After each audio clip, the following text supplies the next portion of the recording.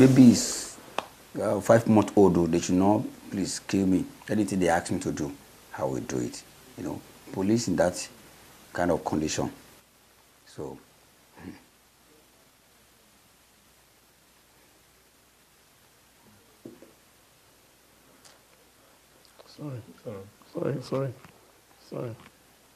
Sorry, sir. There's no time I remember all these things. Sorry. Sorry. It will be a trauma for me. Sorry. What are we dragging? Sorry. A man of God. Sorry. Sorry.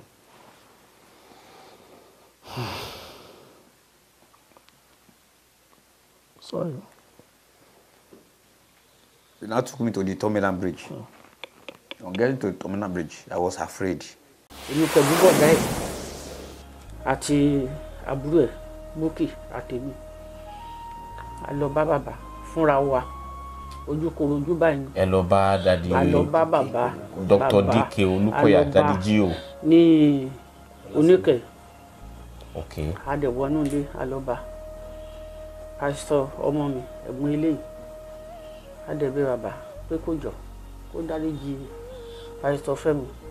Èmi dẹ́ṣẹ̀ mi tí mo ní Ọlọ́run Olúkoya ṣàánú fún mi Ọlọ́run Olúkoya ṣàánú fún mi mo wá ń sunkún ó dẹ́ṣẹ̀ mú ni o pé kó ṣàánú fún mi kó má jẹ́ kó ọmọ mi ó kú sí ibẹ̀ yẹn ó dẹ̀ ní mọ̀mọ́ ó ní ṣèbọ́ ọmọ Yorùbá ni mí ó ní bẹ́ẹ̀ ni ó ní nǹkan tí Pastor Femi ò ṣe tó bá ti sọ pé òun ṣe òun máa fi ń lẹ̀. Mo nílé ayé lẹ bá mi èmi ò gbọ́rú ẹ̀ rí mi ò lè sọ bẹ́ẹ̀. Èèyàn parọ́ mọ́ra ẹ̀. Inú mi ò lè sọ̀rọ̀ ẹ̀. Adẹ̀bẹ̀ títí àti Pastor Iskeli àti Bókì ó dé gbẹ̀bẹ̀.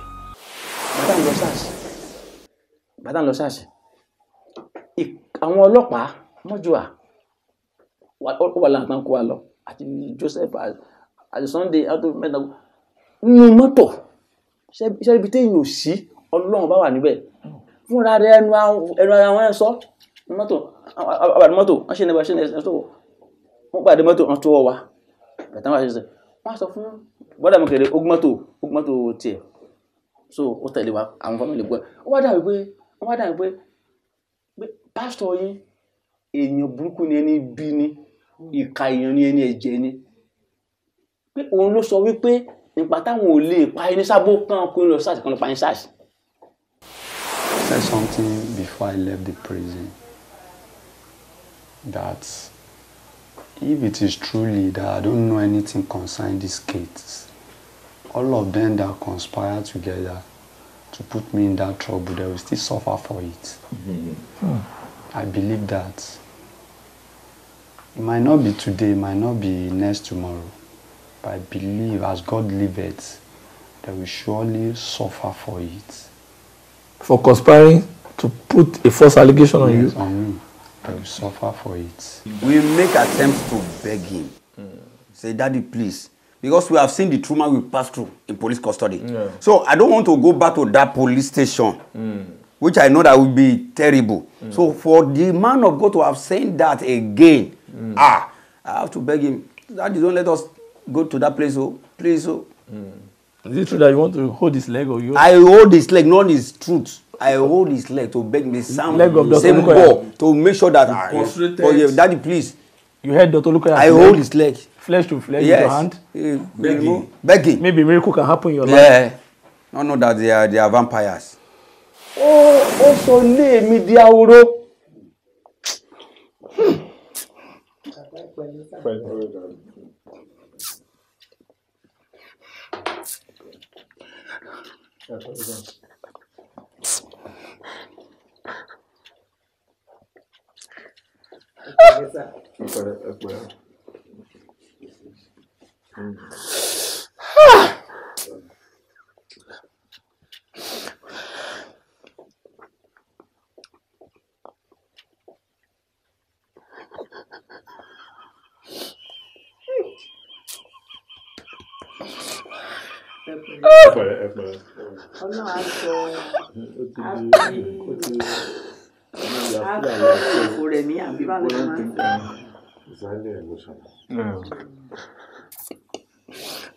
In 9 years, a lot would have happened. Exactly. So, but the good thing is that Yes. Wọ́n fa ìrìn àjò ayé mi padà sẹ́yìn pátápátá. I don't have anything against him because I've never set my eyes on him. I always see him on TV or on the internet. He too did not know you. He did not know me, and they did not took me to his. when they were taking Pastor Pastor Jimoh, They did not take you Oh, to Femi, the church yeah, they did because you are not part of the church. so how are the police? How are the police? If eventually it is true that it is 3 of us that are planning to rob, they could have taken 3 of us there. Why is it only 2 of them? They took there. Church. Why? Wọ́n pa sínú sẹ́ẹ̀lì kan, sẹ́ẹ̀lì yẹn gíga ẹ̀ gbá ẹ̀ náà lọ. Ẹ ò lè nàró bó tẹ́gẹ̀ nàró ẹ̀ lè bẹ̀rẹ̀ nǹkan nàró. Àǹdẹ́kẹ̀rẹ́ sẹ́ẹ̀lì yẹn irú bíbá yìí irú bíbá yìí àtúwà bẹ́ẹ̀ àbí ádàbí tí wọ́n fi tó 200 people. And then ìwò la mọ́ ń wà ìfòkò ní. A máa wá lè mọ́ra bẹ́ẹ̀ ni nígbà tí wọ́n sáà tán máa ṣe tán agolo yẹn bá tí wọ́n lè mọ́ra bá tí wọ́n lè máa pẹ́pẹ́pẹ́ tí nìyẹn ṣe tẹ́ẹ̀kan ní ẹlòmí a ti ń kú sára gbàmí ẹlòmí báyìí tẹ́ bá ti lè ṣe báyìí tẹ́ẹ̀kan gbígbẹ́ yẹ kú báyìí ẹlòmí wọ́jọ́ bẹ́ẹ̀ ní ti kú nìyẹn. Àmọye tó kú níbẹ̀ yẹn gan. Sáà èdè èèyàn òkú tẹnukọ́ pé bóyá kí n àfikún mi fikún ní sáàsì mẹ́yẹn èèyàn òkú rárá ní sẹ́ẹ̀lì kọ̀ọ̀kan bẹ́ẹ̀ 3 4 kó máa kúkọ́. When I was begging them, one of them now slapped me, shoot gun on the hair. So all my mind is that on the hair. So I thought I have gone. So later I realized that I'm still alive. So they put me inside the vehicle back. So I can be able to perceive myself that I'm a ghost. I see my spirit walk out of me for the first time. So that fear I was trying to call until when I hear the voice of my mother that you are not going anywhere, go back. Your mother is praying for you at the other side. Yes. I'm not sure. I think what Abu was claiming is that they were the one that busted them. They went to tell police. I mean, one of them said he relocated. Omo Jomolo said he has to run away, he has to relocate because he didn't know how far the plan. You know, sort of. It was a lie. They give them money. Omo Jomolo himself told me when I was out that they gave them money. Yes, and they gave them bus that time. Omo Jomolo told me transportation by himself. bus. That is Danfo for transport. Yes, and they gave them money. They compensated them. Yes. Omo Jomolo. Who gave them money? The church. MFM. Yes. For a job well done. Yes. Àwọn case tí a mọ̀ táwa sì kéré. Lóru Yẹmí tó gídìdì tó sọ fún mi pé èmi ní 30 years. Ó tún bá mi calculate age mi. Ó ṣe o Mugun. Because Mugun follow Mugun lórúkọ church yín. Not mountain on fire. Mugun follow Mugun.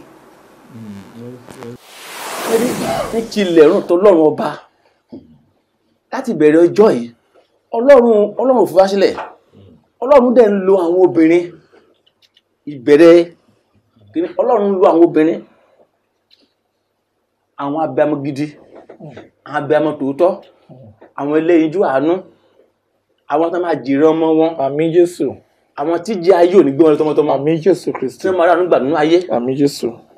Ìyá obìnrin ni bó ti rí abọ́ ti bàbá ìyá ẹ̀ ó ti fẹ́ grant wá ní bail from nowhere ẹ̀rọ̀kan jáde ni ọkàn fọ àpọ́njẹ rẹ̀ ni ó ní I know this boy, he don't come here before. Ìyá ẹni kúrú wá ó ní amúrọ̀bà. Alẹ́ ní ẹ. Ẹ̀rì Ẹni tó jáde. A ò mọ̀. Kì í ṣe ọlọ́pàá. Kì í ṣe ọlọ́pàá. Kò wọṣọ. Àtọ̀.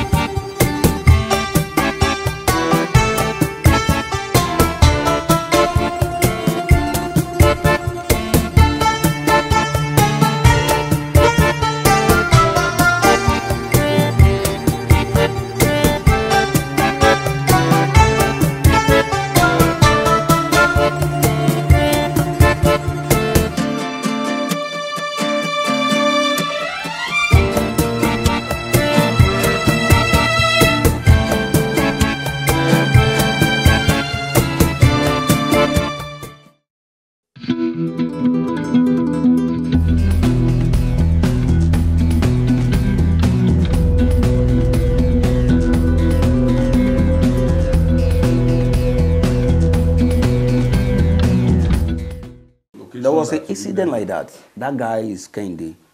So early morning, they killed that guy. And they asked me, Caleb. Without trial? Yes, Caleb. Yeah, but I said police have license to kill.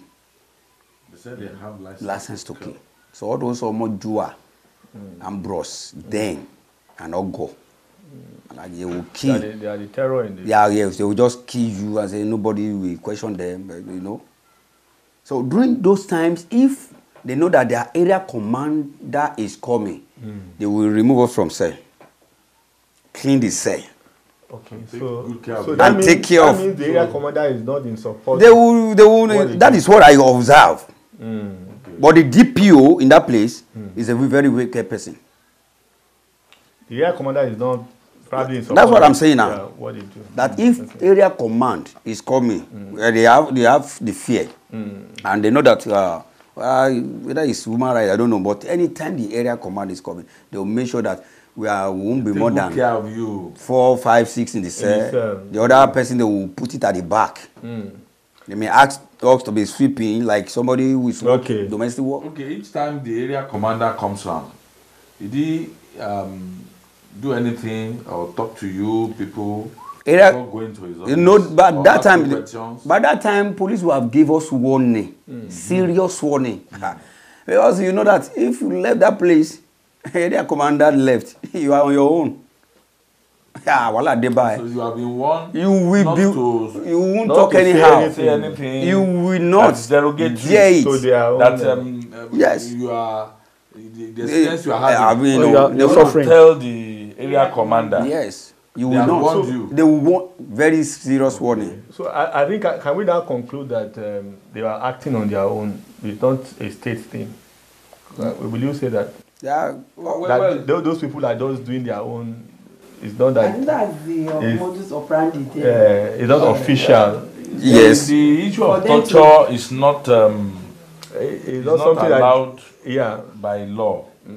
And the commander probably will frown at it. Yeah. But those guys, officer. they are. Yes.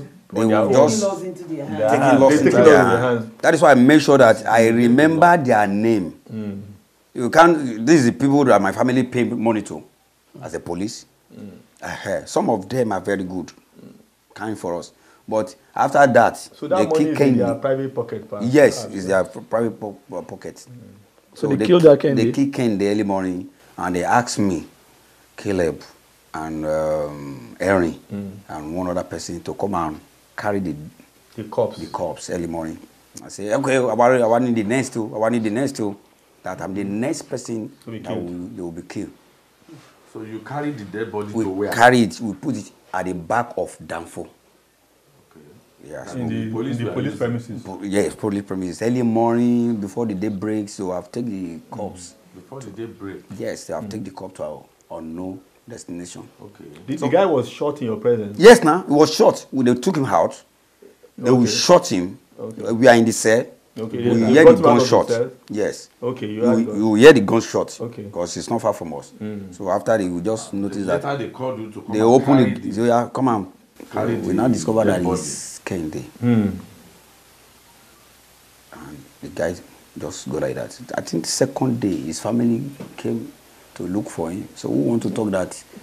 He was also accused of your son has been killed. So those boys, their area boys, scouts then, that terrorized area. Okay. Yes. That Kendi. Yeah, Kendi. I remember. So they killed him. So.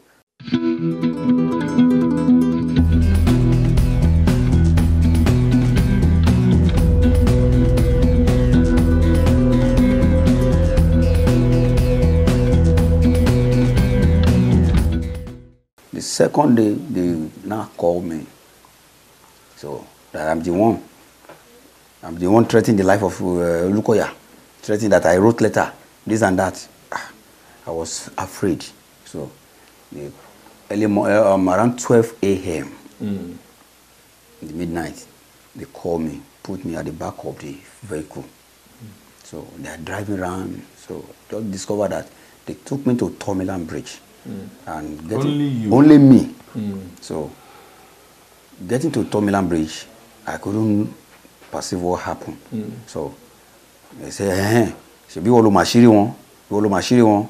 we will kill you now. Ejaloma Jokue, this and that. I was crying, perplexed. So I was shaking that what kind of life is this one?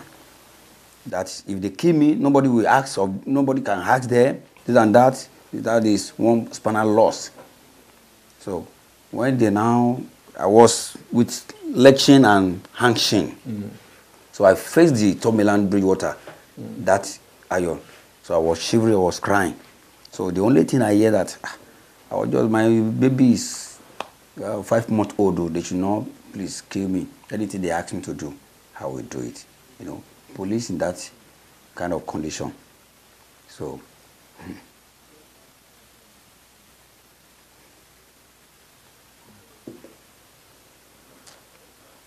Sorry, sir. There's no time I remember all these things that. Sorry. Sorry. It will be a trauma for me. Sorry. What are we dragging? Sorry. A man of God. Sorry. Sorry.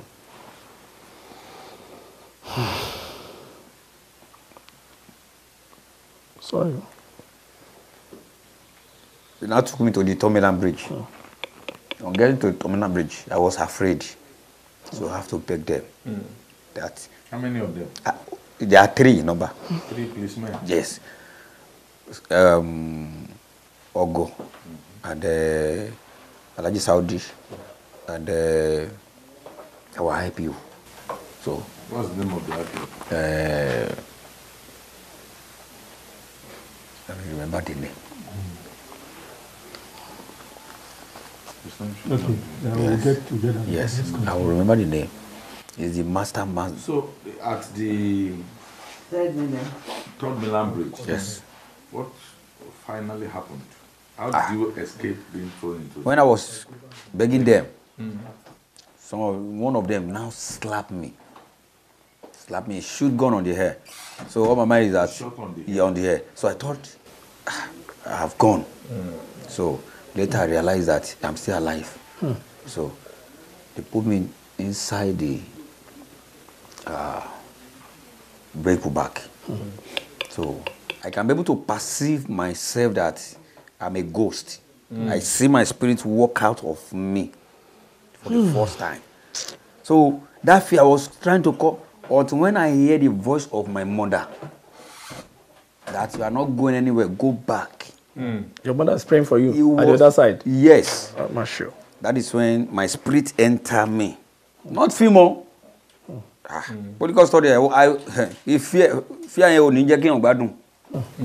so I was just shaking. And then later they put me there, they drove around 3 a.m. In the midnight. We came back to police station. Sabo. So they didn't do anything eventually? They didn't do anything. They disposed the gun? The gun on the head. And they slapped you? And slapped me. And put you back in the van? Back to the police station? Yes. It is only one person that makes statement that Pastor, you, like I'm on the police? I'm on the police. That they should not kill me, that is the message they sent to them. So I now perceive that when we are with Dr. Olukoya, that's normal. He give them brand envelope. Okay, the day they took you there? Well, yes. So I was now, remember that. No wonder. So, truly, this man mean horse to be killed. So, why are you afraid? Why? I was just trying to, but at the end of the day, they asked us that the second day, on that fateful day, after my leg of shot, took me to Tomiland Bridge. They asked us that. That was the second near-death experience. Yes. The first one is the shot on the leg. This one is the near. They want to push you to the water. To the water. And they shoot you. Apart from the third knocking one, my hand. The 7-up. Breaking of 7-up on my, yes. On your head. So this is the fourth one, definitely. Yes. So, and now I was thinking that, so the place they knocked me gun is there. That one is there. So there was the time they hit you gun on the chest. And yes, when they hit me gun on chest, that result to the heart failure that I have. Okay. So I was now crying.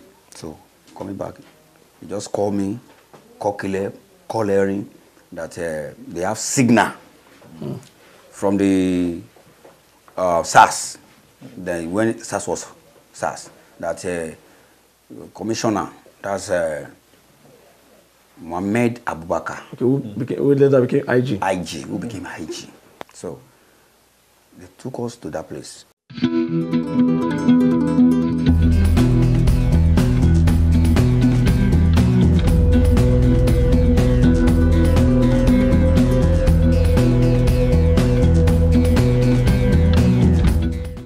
On getting to that place, we get to Ududua Crescent. GRA. So I looked the street. I didn't know that something like that is there. So they now park. I was begging them, say we should call our family. Our family met us in that place. Say they want to go and hand over us to those people that will kill us. So and I said, they will kill us. They tell me they will kill me. They will tell me. How many years have you spent by that time? How many months? Months, okay. Yes, I spent 3 months. Okay, just within that period. So they took us, they took us to SARS. Okay. So SARS, we spent another 3 months about. Making 6 months. Yes, making 6 months in custody. Wow. So when they took us to that place, we can be able to. So on getting there, we see policemen, mopo, everybody. I say, hey, this one spinal loss, true. So we are begging Ambrose and Omojua. Yes, Omojua, appeal. And Saudi, Omojua. So wicked. So Omojua John. Yes, Omojua John. So he put us to that place and we enter SARS. So when we enter SARS, so we have to face a lot of journalists. So put gun in our front. So when they put the gun in our front, so before the commissioner will come around. So me, I was shifting away from the gun. So because they have already tied us together with handcuff. Me, Caleb, so I have to shift. So later they remove the handcuff. So that was the first time I'm seeing gun. AK-47. So luckily, 1-2 stars just came around. Asked them, who get the gun? I said, no, I'm not the one. So are you sure? Who is the IPO? And I pointed to my IPO. So I asked them, why must you put gun by his side in our front when you know that it's not our own? And they've written your statement for you? The statement have been written by them. Okay, good. It's when I refuse to sign the statement, that's when they break my hand with the 7-up. So when you refuse to sign, they wrote the statement. Yes. On your behalf. Yes. Now ask me to sign. I said no, I can't sign it. Then that one I have courage for that. So I can't sign it. So they now force us to sign at the end of the day. In the commissioner of police, they do this person, or they are looking at us like a criminal. That one is not enough for them. So when commissioner left, I was looking the badge. Thank God that I have that courage to look their name and their. So they took us to conference. That the conference now, they are asking me, are you're a pastor who claim? You're a pastor who claim to be a armed robber, this and that. In conference, commissioner of police. So I have curious. I said, no, I'm not armed robber. I'm a pastor. So they now slap me. My IPO slap me in front of those journalists. Omojua John. Oh yes, Omojua and Hakim Saudi. Where the Alaroye, TVA, all of them, they gather together. Pressmen. They have seen. Yes, they have seen. They have seen armed robber. Displays gone. Okay. So they took a photo. So everything. So I was trying to. I remember that day they took a picture. That is the courage that I have to get those pictures after I was released. No, I don't have pen. I don't have anything. But that date, with all the trauma I'm going through, I make sure that I get those. So I will be able to say, this month, that's when they release the paper. Let me go for it with the help of God. So after that, they took us to that place and they chained us and they took us to Gaji. Our IPO is a promise in SARS and Ola. So they took us to Gaji. Who is Gaji? Gaji is a senior policeman in SARS. Okay. When SARS was hot. Okay, Gaji Okoku, Kokoro Mortuary. Kokoro Mortuary. Okay, yes. good. Our lunch, our lunch. Our lunch, our lunch. So, a lot of things happen in that place. Within that time. Within that time. Now, let me ask this. Within those 6 months or 9 months, what was going on outside? Your parents, your children, your family members, your church members. I mean, I would have thought that they would be making case for you and running around and begging and say, Akaba, this man is our pastor. Why must this thing happen to him? And you are a pastor of the parish, for God. You are worked in Warri. You are worked in a few other places. You must be, at least people who know you around. So nobody made a case for you. Nobody Why was is it there. that you didn't also interact with people? Nobody was there. You know when you have act of wickedness, it is what you portray to your member, they will follow. No, what I'm saying is that that's what I'm saying. That nobody in the church, nobody, even the people that, even the people who paid 1 million, the person who paid 1 million for they didn't come again. It is what he told them that anybody who come for my rescue will be arrested. I mean, they didn't make campaign, even go to the press or talk. Nobody is there to make campaign. For them to have even given 1 million towards your bill. Nobody, I have nobody. Nobody. You have known that I will be released. So giving warning to them and let them know that these people want to paper everywhere. They want to associate. They don't even associate with my mom. My mom is in technical with Dolade. I want to do church. Yeah, my mom is someone that will clean the church. My uncle is there. My life in Mountain of just like family circle. Your mother is a member of the church. My mother is a member. Yeah. You seem to know those. And your brother too is a member. You say so, I don't do church. I'm just wondering. Yes, now. We in the technical. We are the technical. Okay. Everybody get his own department. Cleaner, those who are counting money. Yeah. You know them. And you know those who steal. Yes. Those who steal. Church money. Like Peter now, okay. For example, now during the time that we are doing a program in TBS, you see, these are the people that will drive car. Okay. Like Peter then. Okay. Yeah, so they are the one that will drive car. So they will talk and co. They will remove the one they want to remove. Okay. In your presence. They will remove it. Yeah, from the offerings. Yes. You've seen cases like that. Yeah, cases like that. And then when they remove such, they share. They do share with you. No. You don't expose. But you were there when they were taking. That time, they will know you know them. I'm not wondering if if they are stealing in your presence and you didn't bother to report to the church authority, are you not also culpable? I'm not in charge of them. I know. Jolade. I know. What I'm saying is that. So as a technical man. And our own department is different. Our own department is different. Our own is to sweep. Yes. We are not in charge of count money. Yes. So it is the vehicle we enter to go and drop it at headquarters okay. that will join us together. So in the process of dropping the money, they take out. They will take. And you see some of those things. Yes. And you didn't bother to tell anybody. I'm not in charge. Okay. Because the person in charge know them. Come on, just imagining that. Yes. So when the leader, the owner of the Abro, you Shade Olukoya, no one in charge of. Okay. So my wife, my loss of report. Shade. Okay. You see that? So that's why I have to explain. As you are asking me, that's why I have to explain to you. Okay. So Abro NGO, Abro Yawo Daddy Gio. NGO. Okay. Can you imagine? So man pay raw cash. They will take raw cash. They don't even wait for you to so that they can manipulate it in there. How do they now come to a conclusion that you are planning? Because I'm ahead. So that's the area I'm really curious. And kill.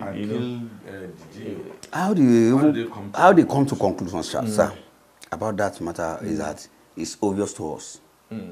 We don't really understand. But when we get to SARS, so it is those people in SARS that they remember that they have not been doing investigation about our case. So Savannah, but their matter complicated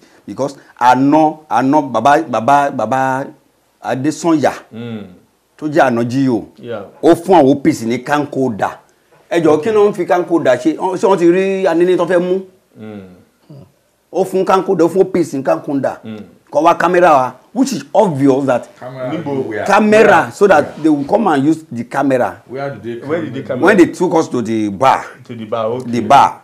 Okay. This is how we know. And it's the police that arranged the setup. They have arranged it. But they are saying now that the camera was to record you when you are planning to rob the church. So they have to give an GO. Okay. Give them camera. Kò tún gbúwo lẹ́nu wọn láti wá sọ court. Came to court and said this. That they were recording you. Yes, and they give them camcorder. Yes, they give them camcorder. Now, did you say make statements that tally to coming to rob the church? Did you make statements in that organized meeting, so to say? There's nothing.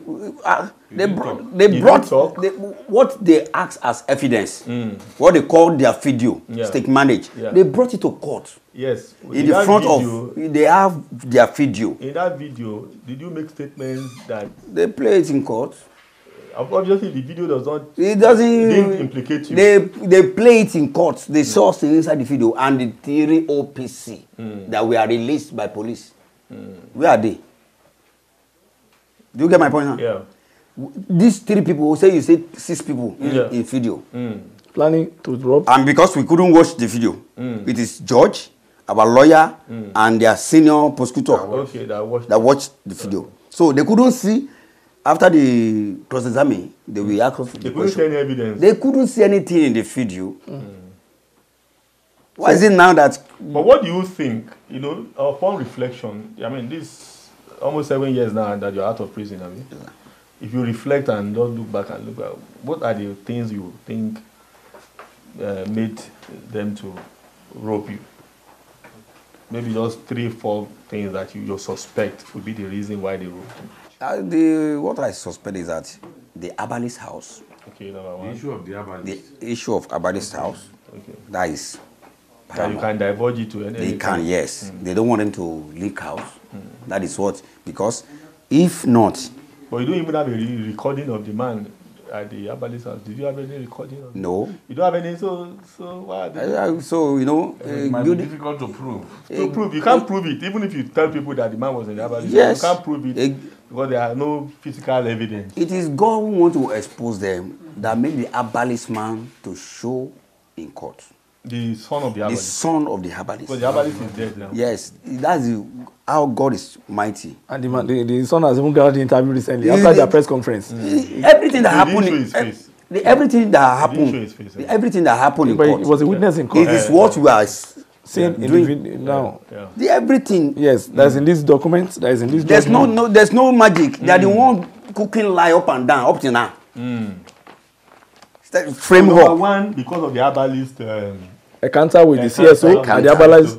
Obviously, the CSO was patronizing the herbalist. Yes. And he didn't want. You don't want anybody to know. What other thing do you think?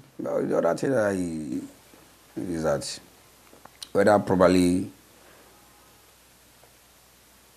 Baba is involved in something dubious. Like what? That you know of? That you know of? Like what I know is that because they always suspect me that the baby they have is not their own baby. It's not their own baby. So cover up. When you say you have a baby and then you cannot show the whole world and you are running after someone life. Why are you running after I think life? he has taken up a litigation on that matter sometimes on the issue of the baby. But you have evidence in that area. People can adopt. I mean, there's nothing wrong with that. If he has a baby, that's why I said he could adopt. He could adopt, and yes, he can adopt. Surrogacy. Yes, and have his own. That is why I don't want to say anything about that. Do you have issue with that? I don't have any issue with that. I don't have any issue with that. Because the question that was asked is, what do you think might lead to your arrest? You interested in your case? Yes. And you are a small man. Yes. It is. Yes. The herbalist case. The herbalist points. Yeah. That's the main issue. Any other one? Any other one? No other thing. No any other one. Because the herbalist conversed to me. Okay. You don't have The any son of the issue. herbalist now. Yeah. Yes, he confessed to me, and which is the reason why he have to make sure that he was in court. The father of the herbalist died when? I know I was in prison. No, the son didn't tell you when he died? No. Okay. No, I was in prison then. Okay. You never met the man. You met him, you prayed for him. And the man was already getting sick. He was Yes. old, elderly at that time. My own is Was just elderly. you pray for him and He as a give, pastor. give him the money, take your father to Because the herbalist son said that you're a good pastor that used to take care of his father. You didn't see them as traditionalists. That you gave him contract to do the church furniture and all the rest.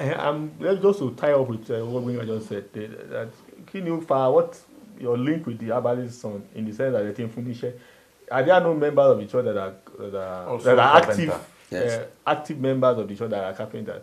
Yes. Was he very active in the church? You were there for just 6 months and you gave him the herbalist son is a newcomer. Okay. A newcomer. That's why within that 6 months, yes. Yes, you know, my just the way I operate in worry. Yeah.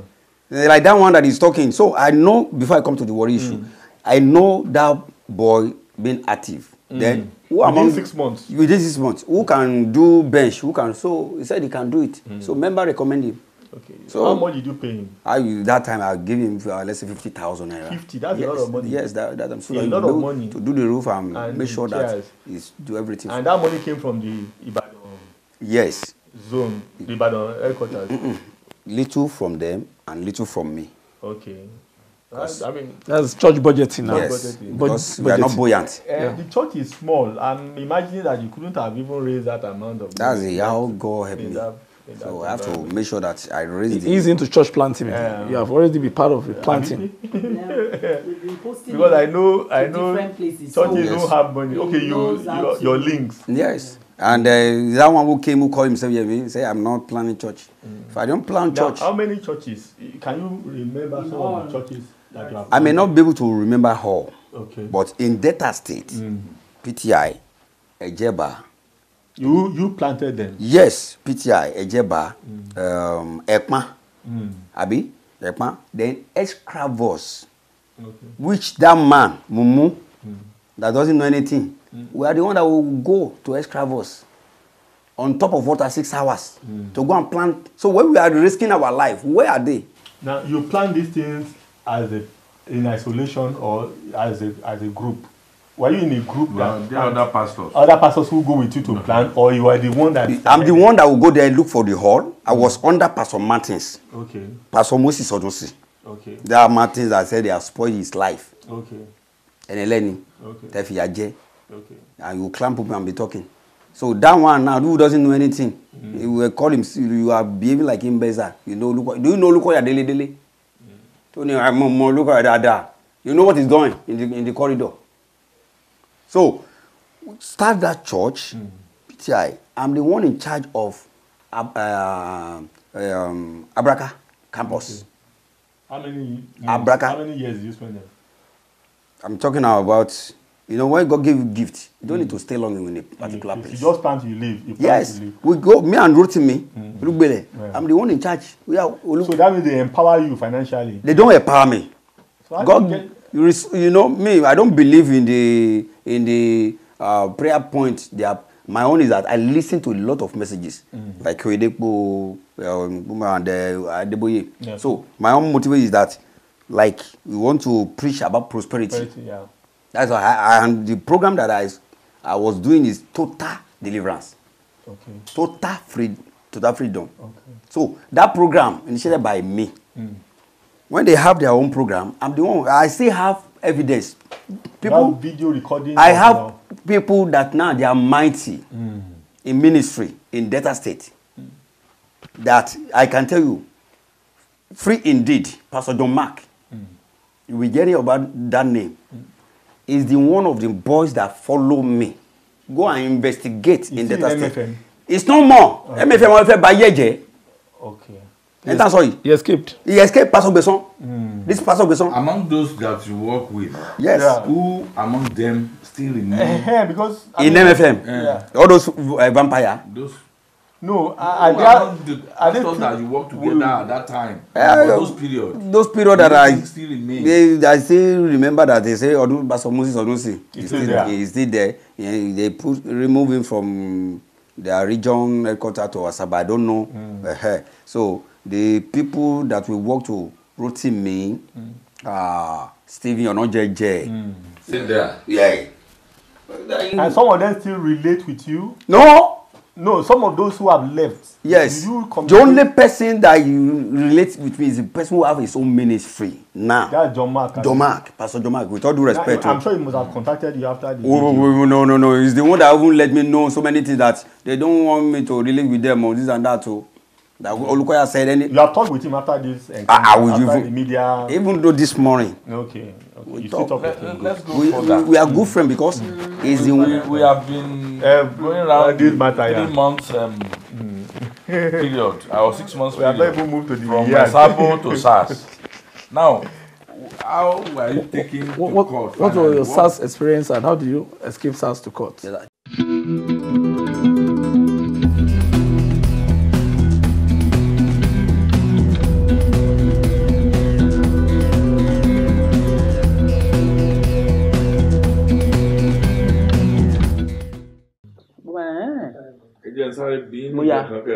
Yes, sir. Ṣé ẹ̀yin bá Pastor Femi Jimoh nínú cell police station? Bẹ́ẹ̀ni. Òun ti kọ́kọ́ wọ bẹ̀. Bẹ́ẹ̀ni. Bí ọjọ́ mélòó lòun ti débẹ̀ kẹ́yìn tó dé? Èmi dé bóyá wọ́n ti débẹ̀ bóyá bí ọ̀sẹ̀ kan àbí ọ̀sàdún èmi débẹ̀ èmi débẹ̀ òun ti wà ń bẹ̀ síwájú mi tí wọ́n ti gbé bẹ̀tí bó dáhùn ẹ̀ mọ̀ pé nígbà tá a tó mú kálukú nínú sẹ́ẹ̀lì ọ̀tọ̀ àbóyẹ yẹn sìn. kìdè sí pé ẹjọ́ pàdé rárí ẹjọ́ jókòó pláàni pé fẹ́ rọ̀ tí àwọn ọlọ́pàá láwọn ní fídíò audio àwọn ní audio yín tí wọ́n dẹ̀ represent in court. ṣé wàá rí. ìgbà tí ọ̀rọ̀ ẹ lọ kọ̀wé mọ́ Pastor Femi tó ṣẹlẹ̀ sí àsìkò tí àwọn ọlọ́pàá wá mú yín. No, Pastor Femi kọ́ General Agboola Femi Agboola. Femi Agboola náà. Navy captain okay Pastor Femi yàtọ̀ sí yẹn. Náà ní Femi Agboola náà bẹ́ẹ̀ ni. Ó tó àsìkò wo bí ọ̀sẹ̀ mélòó àbòṣù ni. Pé kí ọdún omi ní ṣọ́ọ̀ṣì àbí. Ẹ̀kọ́ tó kó bá yín yẹn. Nígbà tí wọ́n ní ẹ̀kọ́wé tẹ́ ẹ̀kọ́. Bẹ́ẹ̀ ni. Àtìgbà táwọn ọlọ́pàá wá mú yín. Ó tó. Láàrin ọ̀sẹ̀ kejì sí kẹta ni kò pẹ́ pọ̀ náà kò pẹ́ síra wọn náà. Ọ̀sẹ̀ kejì sí kẹta ni. Pastor Femi Jimoh sì ti wà nínú. Wọ́n wà ń bẹ̀. Sẹ́ẹ̀lì àwọn ọlọ́pàá ní pàkẹ́tì tiẹ̀. Bẹ́ẹ̀ mo bá mi ò wéwé. So yẹ yín sìn kò sí bẹ́ẹ̀ mo bá àbúrò yẹ yín. Then nígbà tí mo wá dáadé tí mo dé sẹ́ẹ̀lì tí mo wá dé sẹ́ẹ̀lì yẹn. Now brother mi ẹgbẹ́ mi gangan mo wá pè mo gbọ́ àwọn ọlọ́pàá sọ wípé wọ́n pa ẹnìkan lánàá o. Àwa la gbé sínú mọ́tò wọ́n wá sọ pé Nestor na you wọ́n kà mọ́ pé mi náà ndesm na mi ló kàn ó. ẹ sọ fún brọ́dà yín. Brọ́dà mi kẹ̀rẹ́ olè ń ṣe ní bí alágbọ̀n. ọlọ́pàá lòun náà. So immigration ni so yẹn bá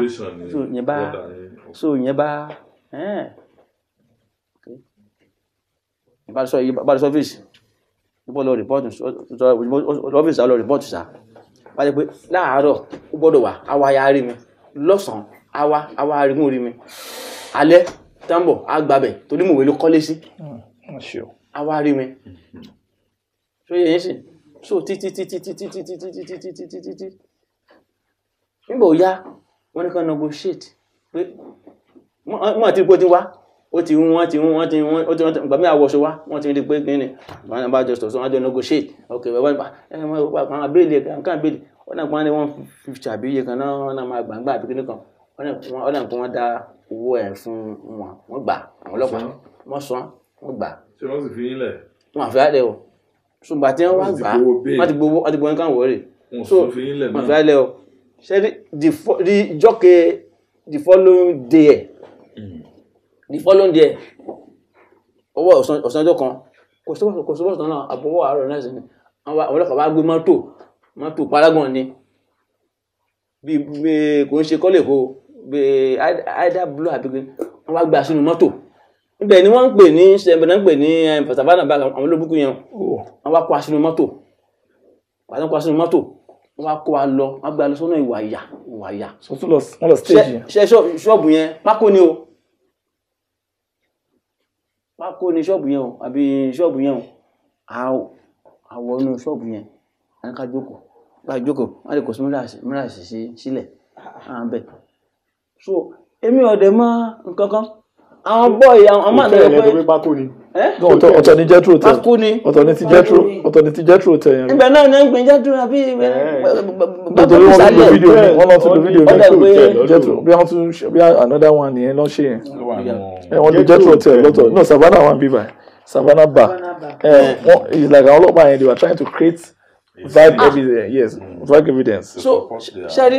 So they are claim. So nígbà tí aláàdé bẹ́ẹ̀ wọ́n ṣáà jókòó ṣẹ́rí àwọn máa mi pé wọ́n jókòó pẹ̀lú àwọn ọlọ́pàá ní mo náà àjọ lọ síbẹ̀ ni.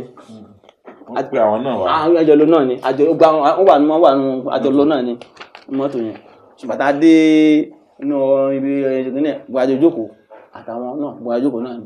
Àwọn yẹn ṣé wọ́n wà sẹ́ẹ̀lì pẹ̀lú yín àbí wọ́n kàn wá láti. Wọ́n sí sẹ́ẹ̀lì pẹ̀lú. wọ́n lè wọ́n sẹ́ẹ̀lì nísìn kan jáde sẹ́yìn pé ẹ mọ̀ pé wọ́n pé tí wọ́n ti pílánì wọn ni. I don't know. So abájọ lọ wọ́n bá débẹ̀ àjókòó papọ̀ ṣé bọ̀dẹ̀ mọ́ kan ẹ̀ tó mọ́ kan máa fídíò kò sí nǹkan tí mo gbà tí mo kí n ṣe ń bọ̀dẹ̀ kan. Pastor Femi náà wà ń bẹ̀ gbà yẹn.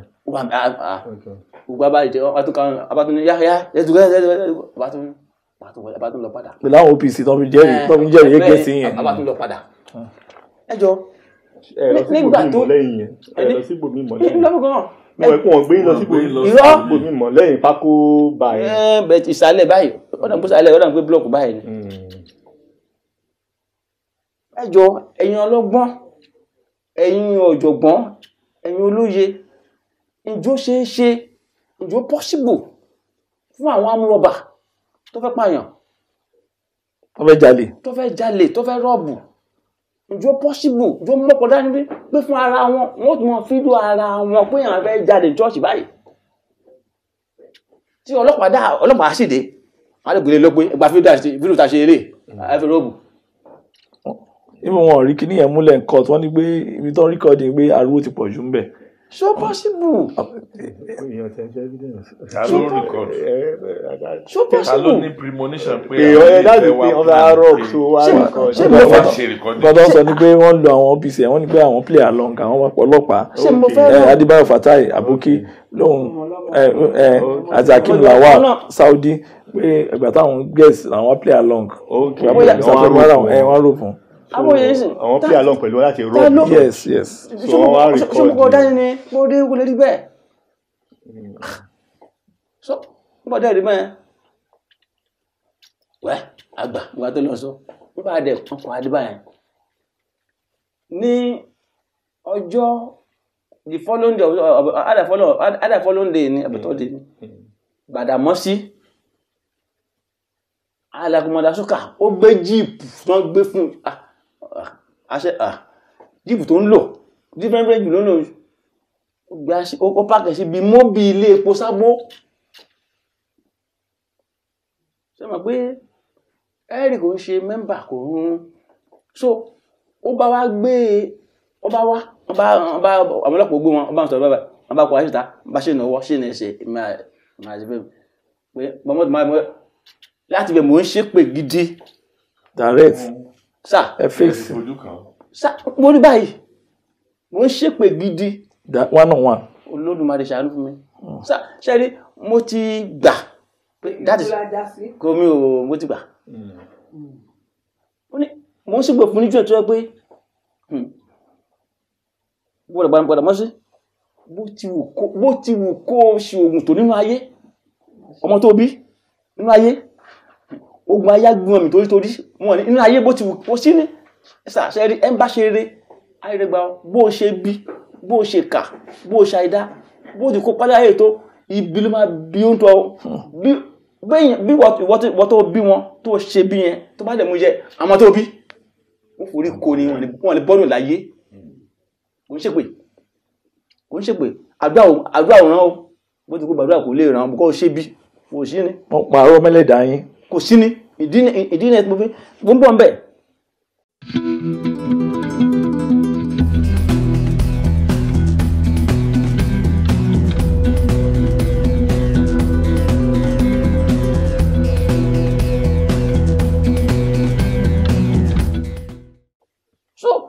dé gbọ́dọ̀ gba sọ̀rọ̀ wọn ní Olúkọ̀yà nìkan wá àgbà sọ̀rọ̀ bẹ́ẹ̀ bá a dúró Olúkọ̀yà àwọn ọlọ́pàá tó gbé mọ́tò pẹ́ẹ́lí wọn ti lé wa gbàdé dé ṣọ́ọ̀ṣì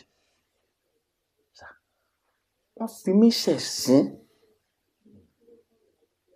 láàrin ogunlọ́gọ̀ àwọn ènìyàn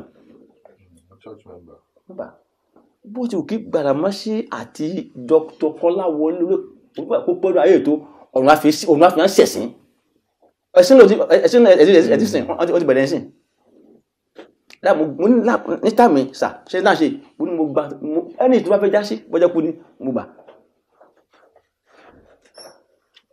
nígbà tẹ̀wọ́nú awọnú ọ́fíìsì Olúkọ̀yà sà àṣìdọ̀bálẹ̀ sà ẹjọ́ bàbá ní tèmi olùbálẹ̀ ni ọwọ́ mi ò kán ẹsẹ̀ o bẹ́ẹ̀ mi ọwọ́ nǹkan ẹ̀mí ọ̀gbọ́n òtọ́ mọ́ olùbálẹ̀ pé n tó máa jáde láti ẹnu ẹ̀ ni wípé ọ́fíìsà you no do well at all you no do well.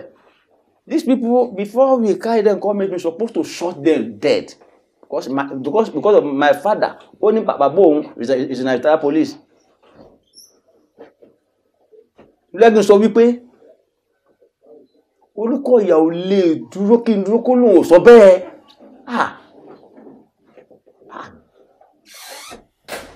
Ṣé mọ̀ Olúkọ̀yà ó ní personality, ọlọ́lá ni, olówó ni.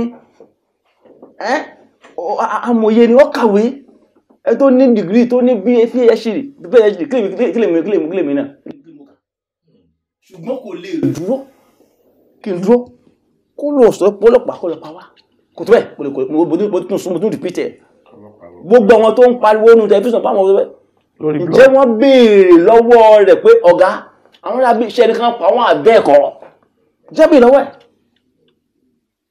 so that Olúkọ̀yà kò lè sọ bẹ́ẹ̀ nígbà tá a dẹ̀ máa lọ ẹ̀kẹ́ta ọlọ́pàá ní yáyá bàtà máa gbà wọ́n sì áńkọ́pù ẹsẹ̀ áńkọ́pù ọwọ́ ẹ máa ti fẹ́ mi á dẹ̀ tún gbé aṣínà ẹ̀yìn búùtù òpẹ́ ẹ̀kẹ́ ìpútà yẹn ti já ṣe rí mọ́dù gáàdì òpẹ́ báyìí òun ládìrọ̀ mọ́ tọrọ tábà tèmi tó bí ládìmọ́jọ́ àti sábó torí mùsàlẹ̀ ti já bí àkísà bí wò láàrin dé láwọ́ sí ọ́fíìsì Olúkọ̀yà ìjọ náà. ẹ̀yin méjì náà ni wọ́n gbé lọ. ẹ̀yin méjì náà ni èmi àti Fẹ́mi nìkan náà ni. wọ́n àgbẹ́rì lọ. ẹni tó ń ṣọmọjọ yín tọkọ mú mọ́lẹ̀ pé kó implicate Pastor Femi. ẹ̀yin náà ti wọ sẹ́ẹ̀lì nígbà yẹn. ó ti wọ sẹ́ẹ̀lì nígbà yẹn. ó ṣáájú yín wọ sẹ́ẹ̀lì. wọ́n àgbé lọ. ó ṣáájú yín wọ sẹ́ẹ̀lì. ẹ̀rì no ṣe rí èmi mú wà gbẹ̀yìn nínú àwọn in fact àwọn olú pọ́n bẹ́ o àwọn kí mìíràn pọ́n wà nínú sẹ́ẹ̀ rẹpẹtẹ o mi rò pé mi èmi mo wà gbé èmi wọlé èmi wá gbẹ̀yìn. ṣe ẹ bá ẹ̀rì náà níbẹ̀ ni. mo bá ẹ̀rì níbẹ̀. so yẹn sìn so nígbà tá mo dẹ̀ rí bẹ́ẹ̀ bá a ti sábọ̀ àdẹ̀bọ́lẹ̀ wọ́n kọ́ fẹ́ gbọ́ lọ sí pàǹtí but mo rò pé nǹkan fẹ́ ṣẹlẹ̀ ní pàǹtí níjọ́ kejì ẹnìkan máa ní pé ẹgbẹ́ lọ ọ̀gá return these people to this place láì padà sí sábú níjọ́ yẹn pàtó náà gbé lọ direct kán lọ pa ọ̀tá kán lọ pa kó bí wọn tí wọ́n dẹ̀ máa pa wọn dànù wọ́n dẹ̀ máa rún wọn dànù ni a ṣe ìdùnnú rẹ̀ ó sọ wípé ní statement ó ní mo fẹ́ jànú lè mo fẹ́ pa òun abẹ́ẹ̀kọ́ ni àbẹ́wọ̀ sí pẹ̀lú fẹ́ ó fẹ́ pa òun pàyàwó òun pàjọ lọ́run statement ó fẹ́ ó kọ̀ mo ti kó gbàdúrà tó ní ayé bàbá mi àwọn ayé wọn ò rún pápátá ni mo sì máa rún gbẹ̀yà ayé ẹ̀ ni mi ò bẹ̀rù tí mo sọ yìí mi ò fẹ́ bó dúró máa sọ tí mi ò ṣe tó fẹ́ ẹ̀sùn mọ́dúrà ó fi ẹ̀sùn mọ́dúrà ó fi kàn mí ẹ̀sùn apààyàn ó fi kàn mí tó fi kàn mí bàbá wọ́n máa pàgbẹ̀yìn náà ni bó ti wù kó sátó gbẹ̀yẹ mọ̀ wò wọ́n pàgbẹ̀yìn ni o. so bàbá sẹ́yìn ò fi òpè wọ́n parọ́ mọ́ yín lọ́dọ̀ Olúkọ̀yà Olúkọ̀yà ni because nǹkan tó sọ fún bàbá yẹn náà ni àwọn náà act on. bẹ́ẹ̀ni ẹ ṣe pọ̀ wọ́n ṣe ni wọ́n ti mọ onímọ̀ kan mo believe lórí ṣe é pé Daniel Kolawole Olukoya, founder of Mountain of Fire Miracle Ministry. Pastor ni wọ́n pè, pastor ló pè ráì. At the same time, ó pè rẹ̀ ní prophet. Ẹ máa gbọ́, ó pè rẹ̀ ní prophet. Àbóyè sìn, Ọlọ́run fún wa ní ìrànrí. Ṣé pàtàkì sọ bẹ́ẹ̀? Ṣé Ọlọ́run tó ń ké pè tó ń sìn? Ṣé kò bá sọ̀rọ̀ ni? Mọ́ bọ̀ sà. Àbóyè sìn, ṣé Ọlọ́run tó ń pé tó ń ké pè? Àbóyè sìn, tó sì ń sìn. Àbóyè sìn, ṣé ò bá sọ̀rọ̀ ni? Ṣé ò mínísítà sí ni? Ṣé ó bèèrè kan Ọlọ́run tó Ọlọ́run ò ṣe fún ní kò ṣe fún rí? Ṣé bọ́lọ̀ bèèrè ọkọ̀ lọ́tọ́ ṣe fún? Aláwọn ṣe àwọn ṣe oríṣiríṣi iṣẹ́ ìyanu. Nígbà tó ń sọ báyìí fún ẹ, tẹ̀ ní báyìí náà sọ, okay, kò sí wàhálà. Now, òun fúnra ara ẹ̀, as a man of God, ó yẹ kó bèèrè lọ́wọ́ Olódùmarè Ọlọ́run, Olúwa, báyìí ni, is this true or not? Sà, wọ́n á fàpẹẹrẹ díẹ̀ hàn tó máa fún ní confidence pé báyìí ni, ànẹ́kẹ̀dẹ́ tó wà pé lóòótọ́ ni, ìyá mi, bó ti wù kí lọ́ọ̀yà wa kó gbọ́n tó, kó mọ̀wé tó, a ò lè lọ free. Kò sí ní, a lè lọ free. Kánípẹ́ ni. Kánípẹ́ báwo mi ọ̀rẹ́ sọ? Kánípẹ́ lóòótọ́ wọ́n plan rẹ̀. Kò yẹ ìsìn, kí lọ́ọ̀yà ta ní kó mọ̀wé ju. Lọ́ọ̀yà yẹn ló tó wá ń dà yín lé tàbí tí yóò dà yín. Lọ́ọ̀yà tó jà fún wọn létà tó gbà wọ́n jáde. Kó gbọ́n ju kí kó mọ lọ́gbẹ́ lọ, a ò lè mú jẹ. Wọ́n ti dúpẹ́ lọ́wọ́ ẹ̀ níbẹ̀rẹ̀ pẹ̀pẹ̀. Because òtítọ́ afarahàn. Àbóyè ń sìn. Ṣùgbọ́n nígbà tí wọ́n sọ fún ẹ, ẹ̀kẹ́sẹ̀ tó dẹ̀ react pé kan lọ pa wá. Àtúnwá sọ́dọ̀ ẹ. Ẹ̀tún bẹ̀bẹ̀. Tán tún kí ní. Wọ́n lè tẹ̀ collect apology kan. Àwọn fámìlì tèmi, àwọn ẹ̀gbọ́n mi, àwọn fámìlì, wọ́n tún lọ sí chọ́ọ̀chì. Wọ́n tún bẹ̀bẹ̀. You refuse. Including ìyàwó yín. Bọ́dà mi tí mo bí. Immigration officer. Nígbà tá wá kúrò ní, nígbà tá wá tàkùtàkùn rẹ̀, tàdé sábó, àwọn sábó, gbà wà ní sábó. Àwọn bọ́dà wọn, everyday náà wá o. So nígbà tán wá ní, bí ìgbà tọ́dọ̀ àwọn bọ́dà wa, wọ́n ti wà sábó, wọ́n ti dúró dé àsábó, gbà tán wá rí wọn, tán adébá náà gan, wà náà gbókè, okay, ọ̀làkẹ́ wá bèèrè wọn, ọ̀làkẹ́ wá kó ọ̀là ní ká ṣe fún bàbí wọn, kíní kan. So, ọ̀là tí wọ́n wí, nígbà tí gbogbo family máa dé jọ́ kejì, wọ́n bá change ọ̀rọ̀ again, wípé àwọn gbọ́ signal láti SARS kó máa kó wa bọ̀. Wọ́n dẹ̀ wá ró kíní kan.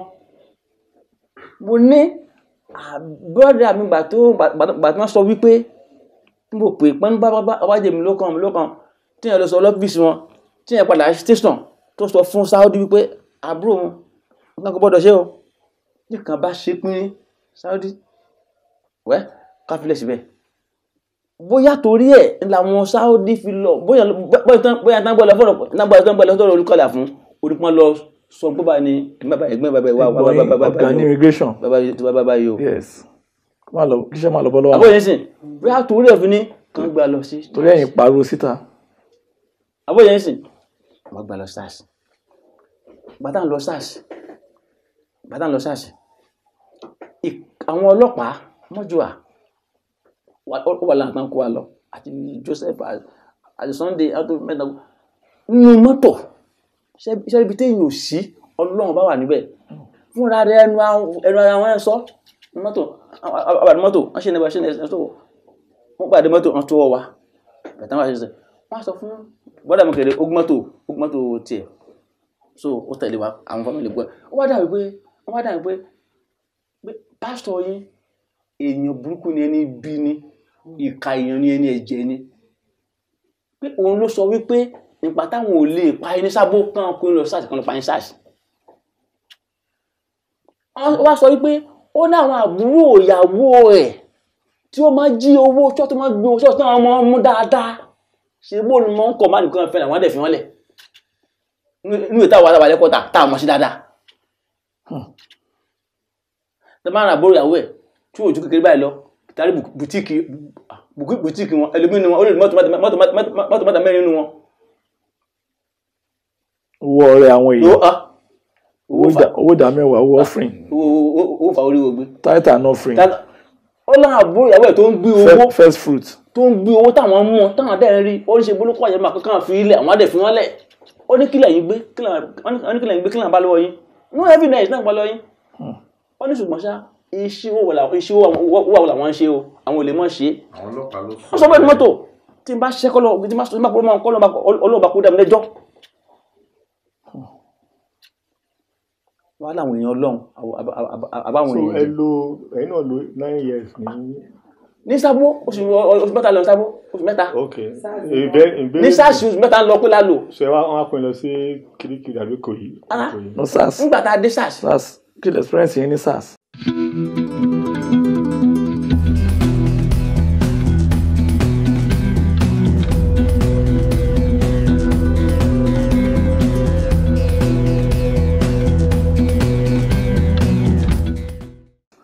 nígbà tá a dé tá a fẹ́ wọ SARS báyìí bọ́dà mi páàkì àwọn ọmọ ọjọ́ àpáàkì wọ́n wá ń sọ fún àwọn bọ́dà wa fámìlì pé ká sọ fún wa dáadáa o pé tá a bá gbọ́ tó a sọ wọ́n á pa á dànù ni o nítorí pé wọ́n kàn pa sí kìnìún kan pa á ni o wọ́n ní tá a bá dé SARS gbogbo tó wà nù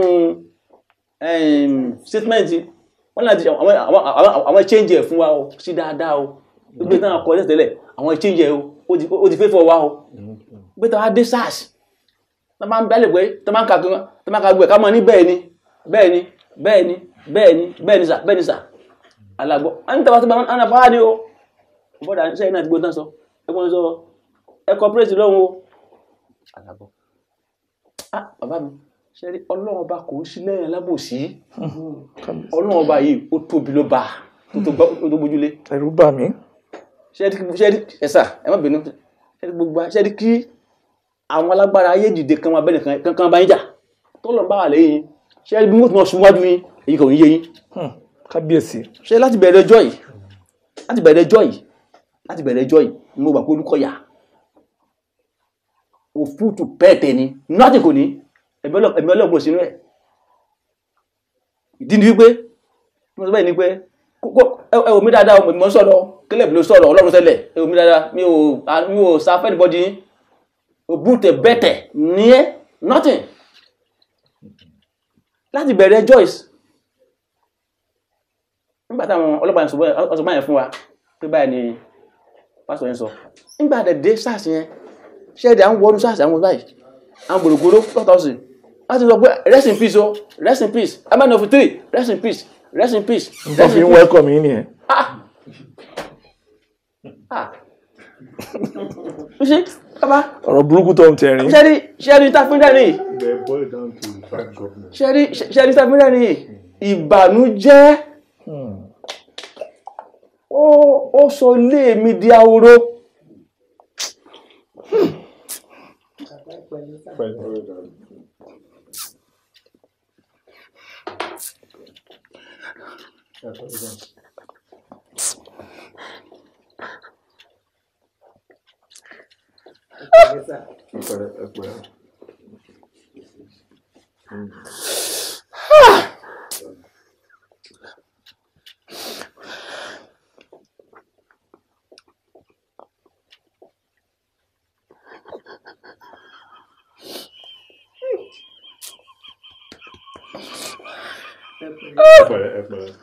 Ọlọ́run á sọ àpò rẹ̀ ní àbí báwo ni wọ́n máa ń sọ. 9 years a lot would have happened. Exactly. So, but the good thing is that now it is not like Epele. It's risky now.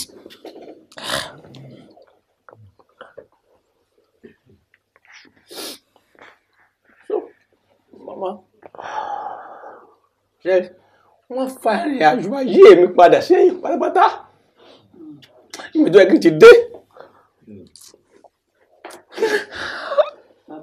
Bàbá ti it's okay. Ara ìrìn àjò náà ni mo ti ẹgbà fọ́nà pé ara ìrìn àjò tẹ́dà máa rìn ni. Bẹ́ẹ̀ rí báyìí ṣe máa rìn ọdún 9 yẹn tọ́lọ́run bá kọ́ pé ó ti máa rí bẹ́ẹ̀ náà rìn.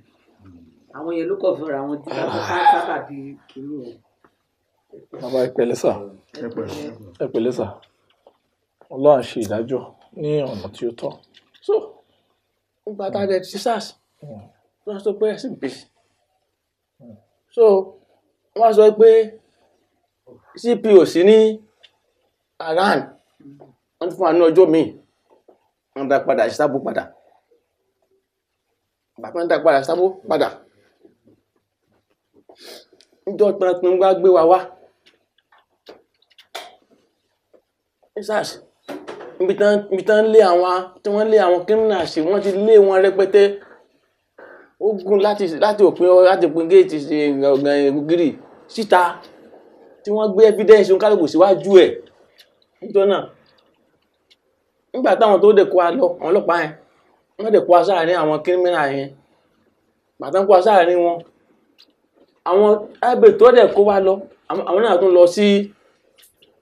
tún lọ sínú store àwọn ọlọ́pàá ní SARS wọ́n lọ kó àwọn evidence oríṣiríṣi ìbọn àdá síwájú wa. AK-47 ìbọn. Wọ́n lọ kó wá síwájú wa. Nígbà dẹ̀ kó síwájú wa ṣe rí tí mo fẹ́ sọ ẹ̀ mo ti sọ mo ti ṣe kí n máa sọ immediately mo ti dàgbé nìyẹn mo dàgbà yìí mo tọ̀ sára ẹsẹ̀kẹsẹ̀ mo.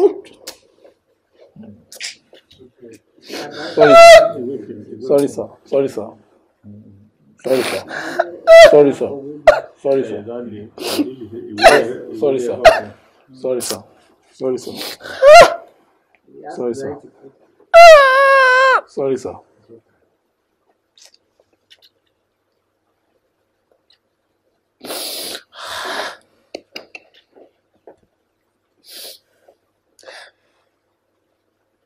Níbẹ̀ yẹn ẹsẹ̀kẹsẹ̀ ibi tí mo ti rí mọ́ wọ́n kó síwájú ọba yìí ẹsẹ̀kẹsẹ̀ mo dẹ̀ tọ̀ sára níbẹ̀ mo ti dàgbà yìí mo tọ̀ sára níbẹ̀ tó mọ̀ pé this is ètò àtọ̀gbẹ́yìn inú ayé ilé ìmọ́tò yìí tí mi ọ̀dẹ̀ ṣe tán ni mo ṣe pọ̀ mọ́ Olúwa ìyá máa yẹ yìí máa kan dẹ̀ ń bọ̀ ọ̀gá ọlọ́pàá ni. Nígbà tó déwájú wa nígbà tó wájú ta ló ní kíní àmì tó ọdẹ kó lẹ́ẹ̀kíní ó kó síbi tó náà tó ró lè mú wá kó lẹ́ẹ̀kejì ó kó lẹ́ẹ̀kejì bẹ́ẹ̀ ní CP ó kún ọ̀dọ̀dọ̀ wa ní ọ̀dọ̀ wa kò tiẹ̀ dúró rárá kò tiẹ̀ dúró bàtí kò ní kan wájú wa nígbà kí n sọ pé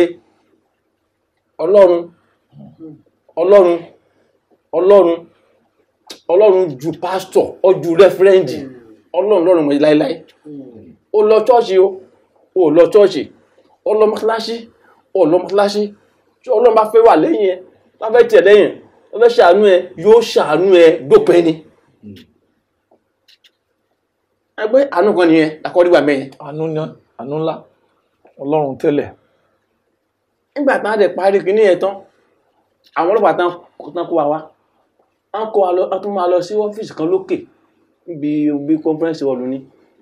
Now àwọn à ń sọ fún àwọn reporters náà kọjá wájú wa wọ́n bá dẹ̀ bá káṣí ọgàn ọkàn kọjá mìírí báyìí kọjá mìírí ayé àwọn ọlọ́pàá kó wa lọ sí conference hall lókè yẹn níbi ọ́fíìsì CP yẹn.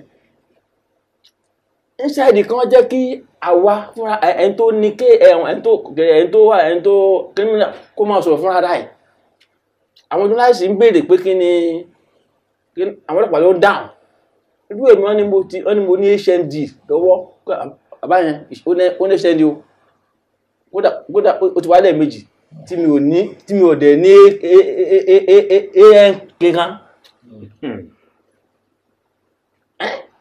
táwọn onúwèé tán kọ́ ẹ̀rọ olú ọ̀tán párẹ́pẹ́tẹ́ àbúrò àwọn ẹ̀dá olóòánú ayé ìbáwò wọ́n ní ọba tí ní ṣe ọdún parọ́ mọ́ yín lójú yín ìyàn ọlọ́pàá tí ẹ gbọ́dọ̀ sọ̀rọ̀ bùkẹ́ tá sọ̀rọ̀ báyìí ẹ̀jẹ̀gẹ̀ṣẹ̀ wọ́n lè payọ́ so abá kúrò níbẹ̀ wọ́n dà padà sábó padà. no kí ni ojú yín rí nínú ibẹ̀ yẹn wọ́n ní ìjọ kan wọ́n sọ bí tó máa dá orúkọ yín lóru kẹ́ máa dáhùn.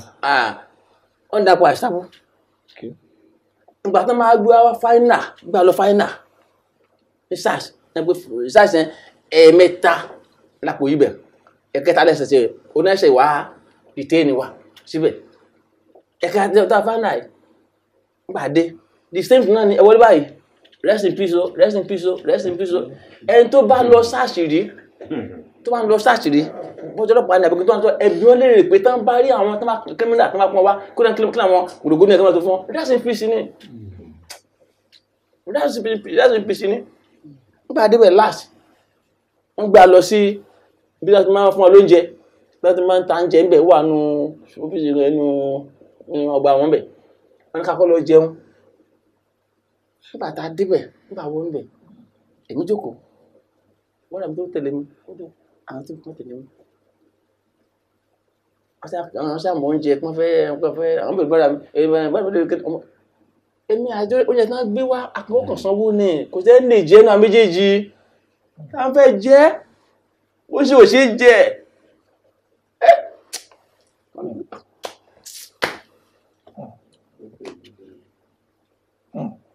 kálùbẹ̀ jẹ́ bá dìde a bá lọ sí a bá máa sọ́dọ̀ sọ́ọ̀sì ẹ̀ǹtí ip wa ọmọ tó bí ṣe promise ni bàtà wọn débẹ̀rẹ̀ promise wọ́n dẹ̀ bèrè mọ́rọ̀ tó ti wọlé wa ok wọ́n bá lùfà document wọ́n bá lùfà fáìlì fún wọ́n bá kọ́ wọn lọ bàtà lọ tán wọ́n bá kó wa sínú sẹ́ẹ̀lì kan sẹ́ẹ̀lì yẹn gíga ẹ̀ báyìí náà lọ ẹ ò lè nàró bó tẹ́gẹ́ nàró ẹ lè bẹ̀rẹ̀ tó ń gbọ́n so àǹdẹ́kẹ̀rẹ́ sẹ́ẹ̀lì yẹn irú bíbá yìí irú bíbá yìí àtúwà àbẹ̀ àbí ádàbí tí wọ́n fi 200 people and then ìwò la mọ́ ń wà ìkòkò ní a máa wá lè mọ́ra bẹ́ni nígbà tán mọ́ sáàdì ìtàn mọ́ sí tán agbóló yẹn bá tí wọ́n lè mọ́ra bá tí wọ́n lè má pẹ́pẹ́pẹ́ tí nìyẹn tẹ́ẹ̀kan ní ẹlòmí a ti ń kú sára gbàmí ẹlòmí báyìí tẹ́bá ti lè ṣe báyìí tẹ́ẹ̀kan gbígbẹ́ yẹ kú báyìí ẹlòmí wọ́jọ́ bẹ́ẹ̀ ní ti kú nìyẹn àmọye tó kú ní ibẹ̀ yẹn gan tẹ́ sáà èdè èèyàn òkú tẹnukọ́ pé bóyá kí n fi kún ní SARS mẹ́yẹn èèyàn òkú rárá ní sẹ́ẹ̀lì kọ̀ọ̀kan bẹ́ẹ̀ mẹ́ta mẹ́rin kọ́ máa kúkọ́ bẹ́ẹ̀ ni lálẹ́ mọ́jú náà mú kó oníṣẹ́ ní ẹ̀tàn mọ́ sí báyìí ẹ̀mí tó kàn án kó passage yẹn báyìí náà passage yẹn gbẹ̀ kí ń gbẹ ṣe rí àwọn wound tán ti gé lẹ́sẹ̀ tán ti gbọ́n àbóyẹ́sìn ibẹ̀ ni wọ́n wà gbogbo jáàmù ẹsẹ̀ gbogbo everything ibẹ̀ ni àbóyẹ́sìn kọ̀dá ṣìm àwọn náà àbóyẹ́sìn kò sí ibẹ̀ yẹn àwọn ọlọ́pàá gan wọ́n ń ṣí ilẹ̀kùn yẹn because exactly bí mọ́ṣúárì ni bí ibi tí òkú tán wẹ̀ kú sí ni so níjọ́ kan tí bọ́dà mi wá níjọ́ kan tí bọ́dà àwọn fámìlì wá níjọ́ kan àtàwọn wá ṣẹ́rí àwọn ọlọ́pàá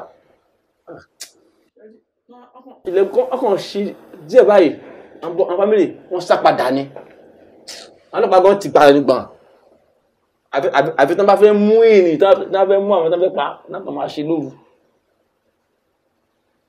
mo rò pé àwọn bọ́dà àwọn olùbá negotiate pé ẹjọ́ àwọn bàbá ẹ máa kó ìta ẹjọ́ kan ṣàánú àwọn wọ́n náà pé wọ́n máa sanwó owó tán kún san nígbà mi ìmọ̀ bóyá 300 nínú bóyá kò yé mi. àbí àdúgbò ìgbẹ́ ìtẹ̀ ń sanwó nǹkan láti empty láti dispatch lọ́gbẹ̀gbẹ̀ owó ẹ̀rọ ló ń kíp wọn. ti pẹ́ ṣùgbọ́n ó fún ọ lówó náà ṣe kó wa jáde wọ́n wá kó wa sí open cell ibi tí wọ́n kàn báyìí tójò bá ń rọ̀ ìbẹ̀rẹ̀ máa wá bóòrùn bá ń rùn ìbẹ̀rẹ̀ máa anytime ìbẹ̀rẹ̀ máa yóò sí wọ́n á kàn fi ṣé ni ká ń pè mẹ́ta mẹ́rin wọ́n máa ṣé ni papọ̀ wọ́n máa ń rinrin ẹni tí wọ́n máa fi rúbi rin yàgò yìí tí wọ́n fi ṣe irúbi tí wọ́n gbé sínú tó máa fi ṣe ṣé máa lókè yẹn wọ́n ti ṣé máa lè báyìí káàkiri wọ́n máa ṣé ni máa ra àwọn ẹni tí wọ́n ṣe máa lè yẹn òye yín sìn so kẹ́nikẹ́ni ní tráfẹ́ lọ tàbí ọ̀yàgbé a máa jọ lọ ní ẹ̀gbọ́ ẹ̀rọ àbúrò yín sìn ìgbà míì ẹ̀ ló mọ yàgbẹ́ síbẹ̀ ẹ̀gbẹ́ síbẹ̀ àdébí tó máa kò sí àmọ́ kò síbi tó máa ibẹ̀ náà máa ti fọ́ ibẹ̀ náà máa fọ́ ibẹ̀ sì yóò kò sí àtúntò tó máa ṣe ọjọ́ kan ó ní gàjí wá ní kan fàyà wá gbé lọ fún wá ní kan gbé wá ní kan wá lọ wọ́n bá dọ́fíìsì ẹ̀ máa yẹ ọmọ màdégùrú ni àbúsá ni ṣe rí ọlọ́pàá abẹ́ iṣẹ́ wọn wọ́n á ṣe o ọlọ́pàá mọ amúrọ̀bà wọ́n mọ olè wọ́n mọ kírímínà wọ́n mọ̀ wọ́n láì tiẹ̀ kíní kan pàtí bọ́dẹ̀ nígbà táwọn adọ́fíìsì gàjí ti lọ́hùn àtọ́lọ́ tẹ̀lé ọba ní the first person wọ́n kọ́ wọlé sọ̀rọ̀ gàjí wọ́n fẹ́ tẹ̀lé báyìí wọ́n sì báyìí wọ́n lè kí ló dé ẹ lọ jalè chọ́ọ̀chì a ò jalè o àdèjá mi ò jalè rí àgbẹ̀ni kan wá a máa jáde sá àgùntàn àjáde nínú kan oníkan ṣe báyìí ni mo bó ṣe mistake ni bójú gbàgbé ni báyìí ni a ṣe bó ti ń wọwọ́ yìí ọ̀dẹ̀ ń wojú ń wọwọ́ yìí ń wojú ń wọwọ́ yìí ń wojú ń wọwọ́ yìí ń wojú ó ti sọ mọ̀ nípa ń wọwọ́ yìí ń wojú ń wọwọ́ yìí only promise these people no be there go and do that back go to court. They are not handovers at all. They are not criminals. Ó di mélòó sá? Ó di méjì. Ó di miracle méjì. Tí lọ́run ṣe. Tọ́lọ́run tún ṣe mẹ́ẹ̀. Sá. Ọlọ́run yọjú mẹ́ẹ̀. Ọlọ́run yọjú. Ta gbé lóòótọ́ bó náà sọ pé bẹ́ẹ̀ ni a ò lè mọ ìjàgbọ́ bí tá ń bọ́ yẹn ẹ̀mọ̀ kí ibi tó lé ní. Orúkọ ròyìn Caleb Oloruntele. Ọlọ́run tẹ́lẹ̀ dè yín bẹ́ẹ̀. Ibi tó lé ní. Then nígbà tí a lè ṣe pépà wọ́n ṣe gbogbo táwọn ètò kóòtù náà wọ́n san àníká ti ẹ̀bọ́ kán tẹ̀ fi álẹ̀ láti wọ́n ti fẹ́ náà fábílì ti gbẹ̀yẹn bá dẹ̀ sí pépà tó ṣe pépà tá dẹ̀ lọ kóòtù wọ́n kó gbà lọ sí ìsábó lẹ́gbẹ̀ẹ́ báràṣì yẹn wọ́n ṣíìtì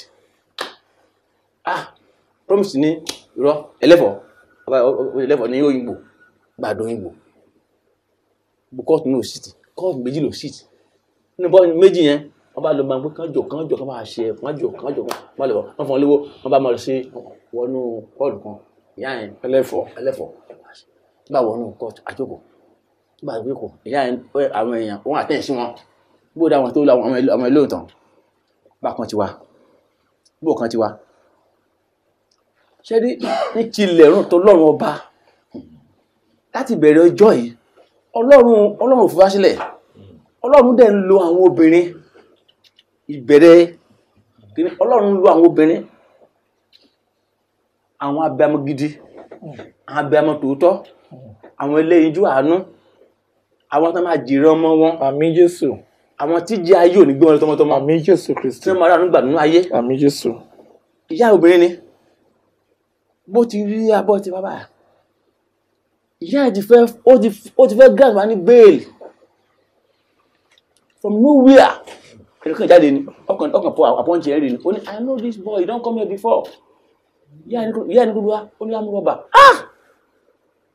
alẹ́ ní ẹ ẹ̀rì tó jáde a ò mọ̀ kì í ṣọlọ́pàá kò wọṣọ àtọ̀ ṣẹ́rí gbogbo kìíní yẹn gbogbo ṣẹ̀rí yẹn láti MFM náà ti ṣe ẹlẹ́rìí èké dìde ó dìde bọ́tì rìmáàlì wá sí ìpín bírísì náà no bail.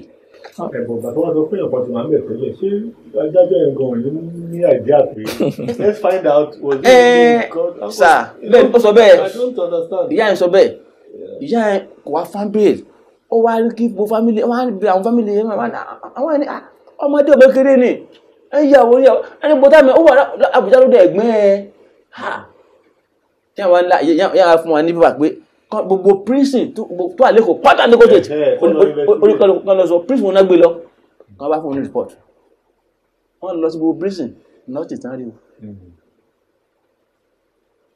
so ìjọ yẹn wọ́n block ìjọ yẹn. wọ́n block ìjọ yẹn náà ti tán rí o. Adéwà prison kò yí prison àwọn kò prison àti Fẹ́mi àti Igbo àwọn kò yí prison. Èmi wà ní B3 B5 ẹ̀rì wà ní ṣé B1 ni Fẹ́mi wà ní bóyá A5 àbí kí n gbé wà àwọn prison àwọn fà bẹ́ẹ̀lì no bẹ́ẹ̀lì àwọn fà bẹ́ẹ̀lì nígbà tá a lọ pé ọdún ó lé lọ́dún kan àbọ̀ ọdún kan ṣáá. Bẹ́ẹ̀ ni àwọn family ṣe gádà owó wá fún mi owó ọjà tí ó ń tà bẹ́ẹ̀ wá fún mi ẹ̀wà rice gààrí provision abúlé bonfit everything tó ń tà gbogbo ní ẹ̀kọ́ pátápátá ló gádà á fi lọ gba fáìlì wá ní DPP ẹ̀rì pé láàrin wọn èmo dàgbà. Bẹ́ẹ̀ ni sà.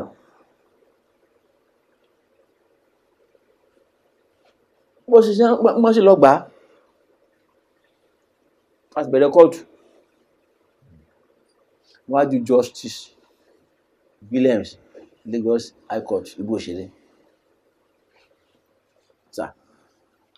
àwọn MFM ṣẹ́rí má sọ pé Dr. Kolawole Olukoya Mountain of Fire and Miracle founder wọ́n bá ní kò mọ̀ ṣe kínní lọ́rí nígbà. Kí ni ẹ̀yin rí tẹ́ fi rò bẹ́ẹ̀? Sà ara tí mo rí number one ìkíní wọ́n gbé aṣọ́dún ẹ̀ wọ́n lọ́pàá pa wá bàbá nìyẹn lẹ́yìn gbàtà bẹ̀rẹ̀ kóòtù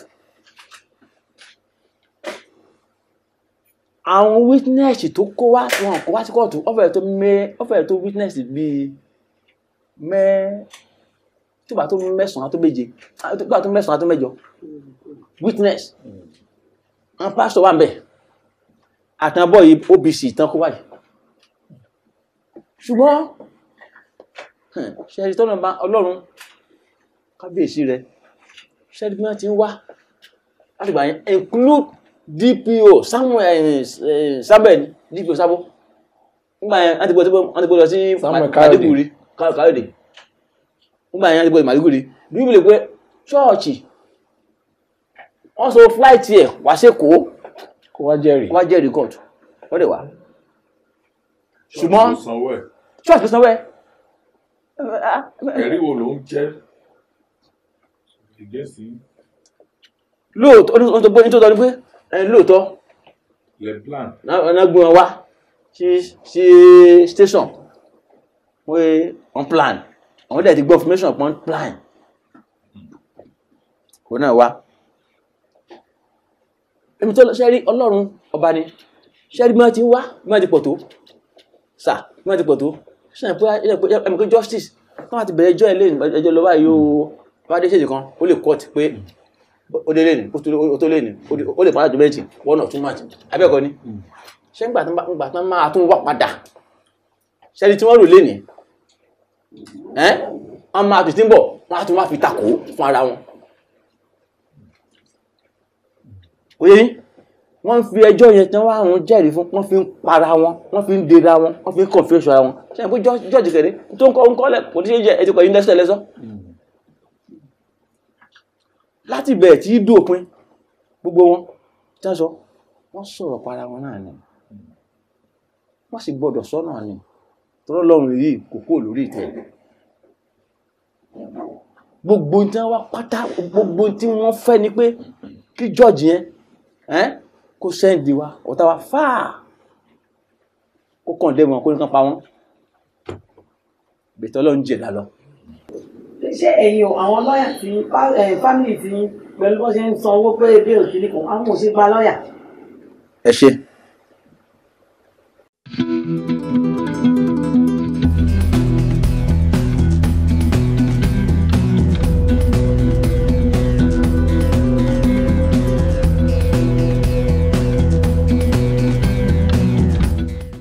experience and how do you escape SARS to court? Yeah, the SARS issue is that when we met Gaji, The commissioner of police in charge of Gaji is the one in charge. Okay, sorry. Yes, powerful man. He's the one who asked our IPO that they should go ahead and make sure that we. So he asked us that we should do our hand like this. We straight our hand. We don't even know the meaning. Shows that when you do your hand is bending. That means that you are shooting gun. That's the meaning. Okay. Yes. So he asked us. We don't even know the meaning. He asked us to do this. So our hand is straight. Say on Monday you say I'm robber jare. Okay, he wanted to. Yes. They have a way because, of knowing. Yeah. Yes, because they call us suspected armed robber, and you cannot come to SARS at that time. Yeah. And you go again. So they have to be sure. End of the road. That's the you see it there. So they have to be sure you are really armed robber. Yes. How did you now escape the SARS? The SARS issue after the. What was the experience in SARS? Did you SARS experience briefly is that they will put chain on my leg. Well, Caleb will be here. Erin will be in my right hand. They will pull chain of you together. So if that one is going to toilet, I must follow. Tipa I must go to toilet. If I want to go to toilet, yes. The one day that my happy owner said that would be a Friday, that is going home. And Friday they likely kill in SARS. That if they call our name, we should not answer.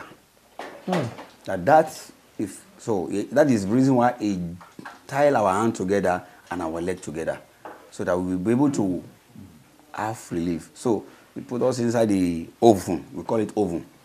Oven. That's one different from theater. Well, now we are in SARS. So SARS own is oven. Oven. Sabo own is theater. It's just like bakery. Sun is shining. Oriini, it is your head. There's no roof. No roof. At that time, rain is falling. It is your hand. So we pack ourselves like Shandin. You come and do me, and that person will sit down. So there's no way. The sardine sitting. We sit down like Shandin. So we put our leg, we lap ourselves to each other in between.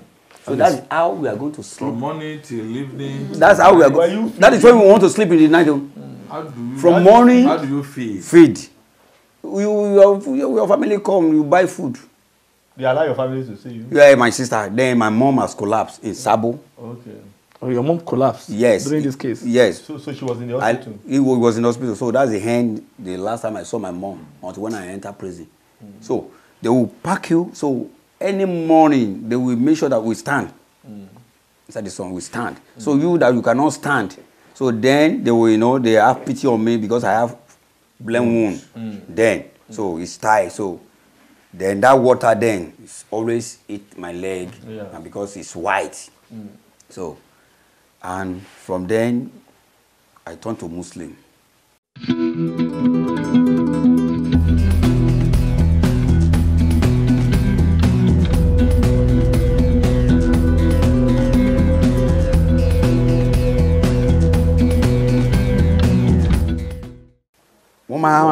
Oma Kuwa be Shandin. Terrible. That's how police can be so pretend. But that SARS, ko pariwo dola on le mo pe wan SARS. Láyé ogiri o dàbí Jericho ni. Nobody will know that somebody exists in that place. And people will go in and rain fall on your head. But they allow you to receive visitors for your food. They sell food there. Okay. You have money that your family, so anything Friday, Oyolowa, Wale fire ni, because that place will be dry. No, you can't see anybody. Commissioner have left, everybody, so that place will be empty. So a lot of people will die before Monday. Many of them suspects. Many of them. That is how I became Muslim, so that I can drink water. For ablution. Ablution. I will go and pray. But they allow Muslims to pray. Do their 5 times prayer. The Muslim will do. So you now even in that detention, they allow. Yes, now they allow us to pray. Christians will do their own in the morning. Okay. But because you are not a Muslim, you can't drink water. mo di Muslim tipátipá pé kí n lè rọ́nà lọ kí n survive it because you can't survive it. It's so terrible. So, and from then, if they are praying in the morning, I will join them. But when Muslims want to pray, for me to drink water, weekend, police will not give you water now. You're on your own. And when you buy pure water, how many 50 people in the set? Don't you come? Wound. So I can be able to survive my own because my sister will just come buy me the toy. I will pour it on there so that I will not have tetanus. Okay. So Monday, Friday, you're on your hair. It's terrible. SARS is terrible. The SARS is terrible. That was before the NSARS. That was before the NSARS. It's terrible. It's terrible. So we are the principal. You are the what? We are the principal witness. So it is what we have passed through. So that police place is not reformed. Police station is not reformed at all. They need to reform it. Woman right woman right. So and when you see that one lawyer is coming, that's when they started preparing themselves. So that lawyer will not work against them, and when lawyer is trying to do their job, they will try to block it that we have human rights. Human rights. Let me just pick two things here before we go ahead. Yes, sir. Number one, Universal Declaration of Human Rights, Article 5, express that everyone has the right to be free from torture. So all the torture you have passed through is illegal. The whole world should know that. Number two is the fact that Section 35 of the Constitution of the Federal Republic of Nigeria stipulates that any person who is arrested by law enforcement agency for commission of any crime at all must be brought before the court within 24 to 48 hours. So that's a high violation of human rights going on every day in our court, in our police. So the head of the police, the Inspector General of Police, should look into these areas so that people cannot continue to suffer. Exactly, endlessly. Like animals. People died. We have laws, and we have laws, and we call it an independent nation. So all this should be taken into consideration.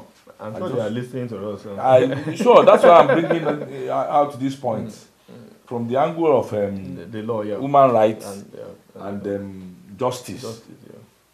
So we can continue from there, sir. Yes, sir. So it's a terrible experience in SARS. So then I hope you now call off that. They want to give us very serious warning that they have been to where they call Savannah Bar. Nothing exists in that place. So I said, anytime I'm released, if I see the signboard of Mountain of Fire in my front, I should turn back. No. If I see that you're right. The police. Our IPO. Promise. Promise. That's one they call Allah. That one want to kill us. But that promise, know that we are not armed robber. But if truly these people are church, you said somebody want to not are not gbé àpótí owó we are gbé owó ká mọ́ bí tá ti fẹ́ jalè o. People of the world should hear what I'm saying. They have not even catch me that I want to rob. Or you are robbing. Or I'm robbing. Is that what court said? Attempted. Say attempted. O de fẹ́ wá pa ọmọ tó ló pè ní olùṣọ́ ẹ. That's sign of wickedness. So if you see MFM in the front, run. No. If I see it at the back, I should run. If I don't see where to go, I should just sit down and let them move. That's from a good police officer. Yes. A humanity conscious police officer. Very nice man. God bless him. And we didn't know. So there's a good police and there's a bad police. But the bad one are many. Pretending. Area command one. No man pretend. Police station is worst. The people of the world should go to Nigerian police and see people. One for bear. Oh mama runi. Go to Sabo Panti. Oh mama runi. You shit the same place. You defecate the same place. You will with the same place. Why they are lock you on Friday? How long are we going to court? And Saturday? In a country where Sir, for us to go hiding after being released in prison, it's terrible. Because sometimes I'll be imagining how we live in that place, how we live before I now enter prison. So you were in NSAS? Yes. In the oven? For how long? At the oven. Oven. That should be 3 months. 3 months. Inside oven. After 3 months, the IPO investigated. He didn't see anything. From Oziaba and Savannah. He didn't see anything. He didn't see Jetro Hotel. What they are established that is that we have robbed. Okay. And they could not get anything. He didn't see anything. So. And we didn't write any statement about the statement they wrote for us in and forced you to sign. Yes. Yeah. So from there. And Gaji said you should do your hand like this. Yes. And he sanctified you. They should release us. Okay. They now took us to magistrate court. Okay. At L4. That was after about 7 months. They were 6 months in there. Took us to court. After we have collected money, we pay another money in to get to court. Yes. Okay. My family pay another money. How much? So that should be around, let's say 250. Your family, they were active outside. My mom always going to people to raise money. My mom, well, you know, I was there, so I didn't know how my brother, they are always there. So. And it's a terrible. And my brother is there. My brother is a pastor there.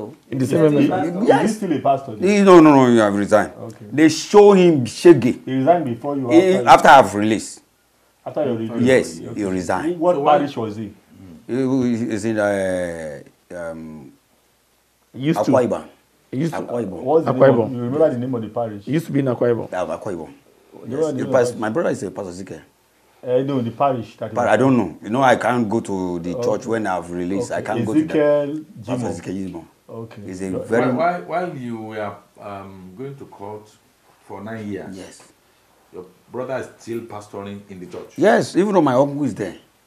Your uncle? Yes. Is he still there? He's there. He's still there. Yes. No, he's still there. He's still there.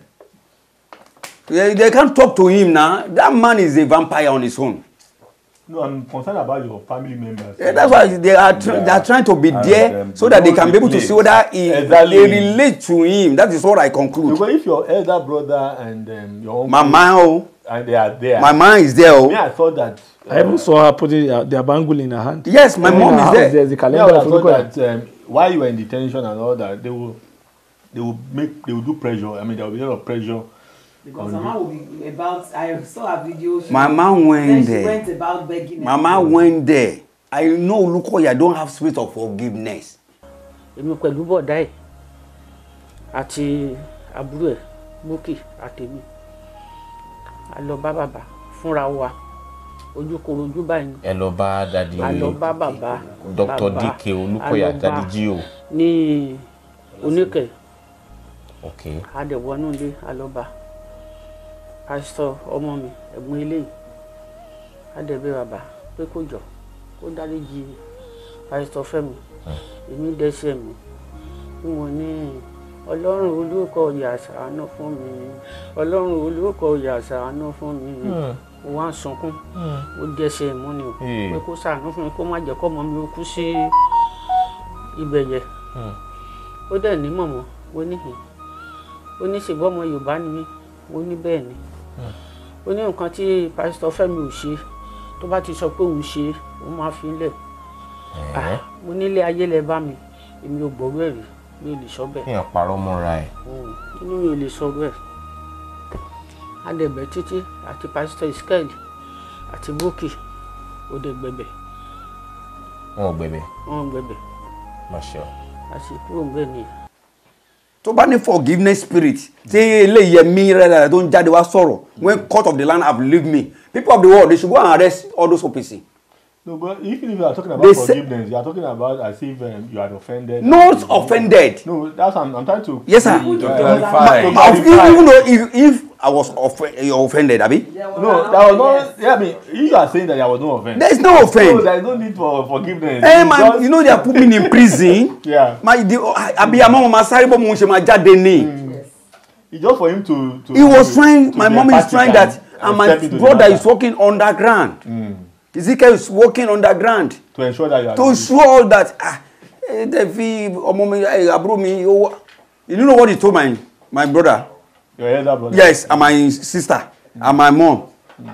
He told them that they should go and tell me to confess. To confess that if I have tell the court that I have robbed him, that they will leave me. That's Olukoya. Yeah, Olukoya. DK Olukoya. When somebody is coming out and say, Olukoya didn't say they should kill us. Are you there? That's why I say you should bring Bible and swear. Because I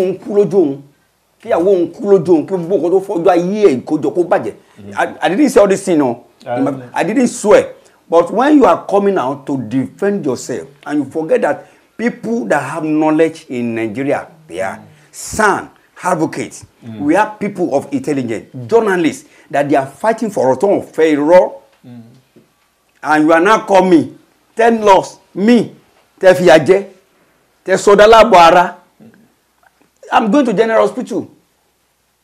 Before the people of the Nigeria come to my rescue, I'm still going there. If I permit General Hospital, I won't go there. So while in detention, have you? When I'm no, he has been nursing a lot of illnesses. Yes. He has a heart challenge now. And somebody will now and come. The bullet is still in his leg. Worry. He can't say that. Yes. Exactly, yeah. Sir, so yeah, because people start asking. That is why. That's why I said these are the program that I established. Okay. Total freedom. Which is turned to prosperity and they are doing. And you are showing that we are not doing prosperity now. Where did you talking about that program? Is it in Warri? Yes, I did it in Warri. Warri, okay, not Lagos. And yes, people who know the program I'm doing, who are following me, Pastor John Mark, with all due respect. What is the name of his own ministry now? Free Indeed. Free Indeed. Yes. He's based in Warri. Yes. Okay. Oh, fine. Can you even go? You will see on YouTube. Okay. These are the people that God used me for. That they are my follower. Then they are not general overseer. Are you mentored? They are mentor to the glory of God.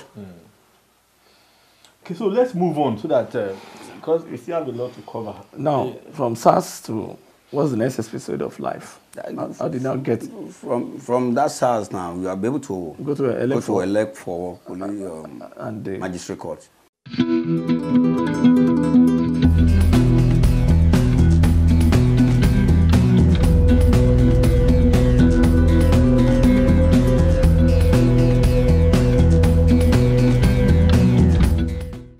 And when we get to that place, you know that the wickedness of Mountain of Fire is there. We don't know. So we don't know. So they want to give us bail. Somebody just come from nowhere. Me, Aaron, Caleb, somebody now in the front of the magistrate. So he now points to Aaron. That Aaron has come to jail before so that they will deny us bail.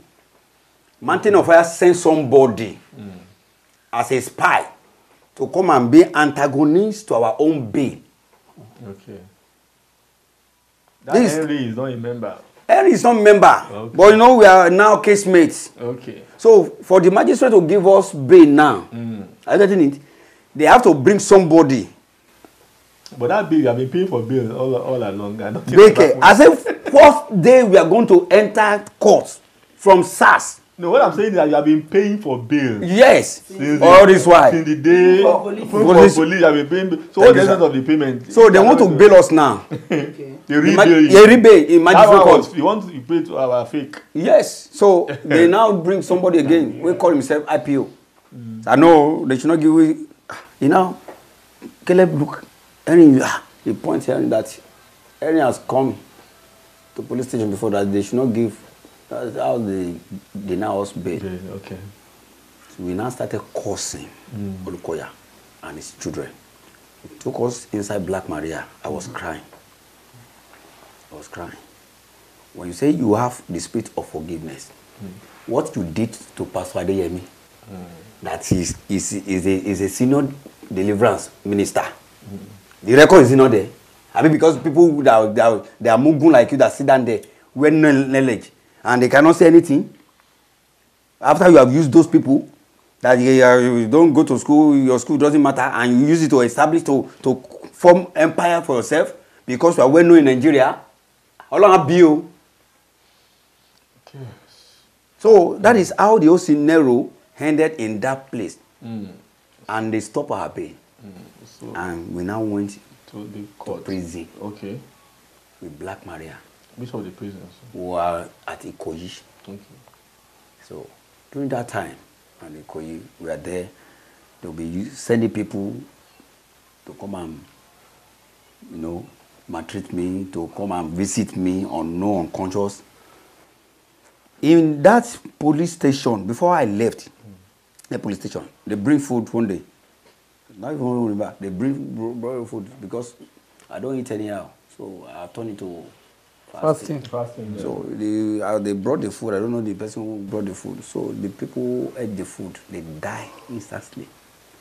They said they brought the food. I didn't eat the food. Who brought the food? Mountain on fire. I know the person, member. How many people ate the food? It's two people that ate the food. Yes, and they die. Who did they bring the food for? They bring the food for me. They come and visit me. Okay, so you now decide not to eat? If I still remain, see the person. Since I come, yes, I know the person. No, but if they brought food, how did you know they are from MFM? I mean, for you to even have accepted the food. Yes. That means you are sure they were members of the. Yes, they are member now. I don't know their name. They call it. I don't want to, I can't remember the name. I know it's long, yes. but this is but I know the person. I'm saying boldness with all my heart, all my mind. That's too. Hey, bring the food. Let's talk about that food. Yes. They brought the food to you in the cell. Yes. How many of you are in the cell? We are many in the cell. Okay. If it is prison, they will ask you to test the food. Okay. For police station, you cannot test the food. So they brought food. They brought the food for us. And say they are from MFM. And you know them. I said I know. I know the person that brought the food. But you don't know his name. You don't know his name. I don't know his name. Mama talk something like that. He's a woman. There are two people. Okay, they say they are come to greet. Yes, they are in technical. Why will they? Okay, they are in technical. Yeah, I know them very well. They send them to come and kill me. They are your department. I know them. Yes. Because I thought that you would know them. Okay, so you now give the food to somebody else. We give you. I just know. I don't like to eat. And you are not eating. I'm not eating. So I just put the food. Can we eat this food? I say yes. Okay. So free mind now. I don't. Okay. So if I'm the one who cook the food, people have there with me. Okay. So they know that I'm not the owner of the food. They brought the food for me, and they ate it. So they ate and died. They died immediately, or straight with the stomach pain. No remedy. So they took them to the hospital from there. Hospital care. They died straight away. Immediately. Yes, in your presence. Yes. That's serious. Inú rírun. Inú wọn kú. Wọ́n dẹ̀ pariwo kan tó kù. Èèyàn tó gbóúnjẹ á fún yẹn must be, for you to even give the person audience. Case is fresh. Yeah. So we'll be looking at people. It should be somebody you should know. Yeah. To even have accepted the food. You also took a risk. I know the person. I know the person. Somebody you know the Yes, I know him now. Just like you want to sympathize with me. You should know the name. Yes, because that's why it's long. But then I know because technical. So my mom is in. The person died and I'm not the one who give them the food. 2 people died. Yes, I'm not the one who give them the food. I know. What step did you take? It was obvious that probably the food you gave them that made them to die. If the 2 of them ate the food and there's no step I can take because I'm in custody. I know. But people coming to visit you again, you should have sent message to your family and tell them that I want you to go for me, bye. Let's get to the Then I would tell my mom because it is my mom and my sister. You told your mom about yes, now. So I don't eat anyhow. Did your mom take any action? He doesn't know them. I'm the one who know them. Yes, no, it's good. Your mom knew that food was meant for you. and somebody else took the food, and two people took the food and they died. Yes.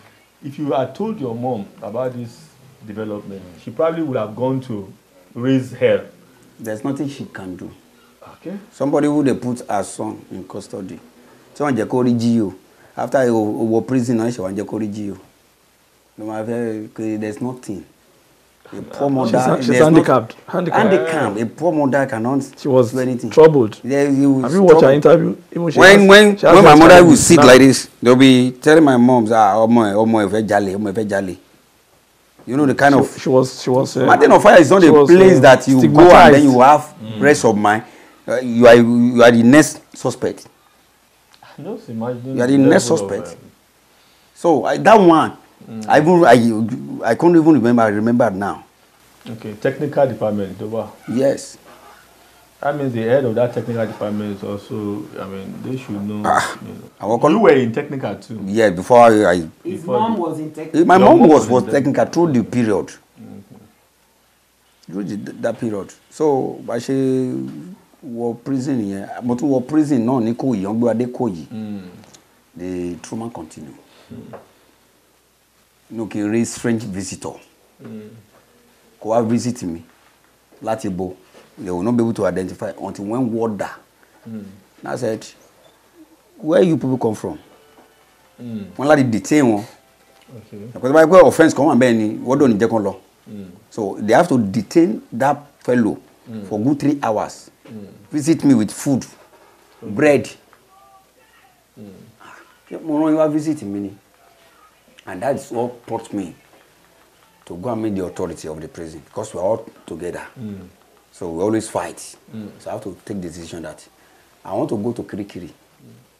Kirikiri is not a place that, because that one ordinary person will go. Ordinary person cannot go Kirikiri except you are being condemned. All the prison is, nobody is there and they want to. So I have to take that risk. Okay. That I don't know that Kirikiri. I have to go there. For me to run for my dear life. Okay, because that place is police detention. I'm still talking when we enter prison. Okay. The same thing still happen. That's when you are in Ikoyi prison? Yes. And after Ikoyi prison, you now opted for Kirikiri. Kirikiri, which is maximum. Maximum prison. Okay. Yes. So that you could evade such odious visits. You have not been condemned now. I mean, you have not been judged. No, he did it so that he will evade the odious visiting. All the strange visitors. Okay. Because he could end up dying. Okay. That's the reason. Wow, interesting. And probably that helped him to survive. To survive, yeah, because they would have probably killed you. Yes, sir. I was even thinking that what would have stopped your death from day one? Why didn't they just kill you from day one and say, let's exterminate this man that has all our secrets? Why were they going through all this stress? I mean, of allegation and all that.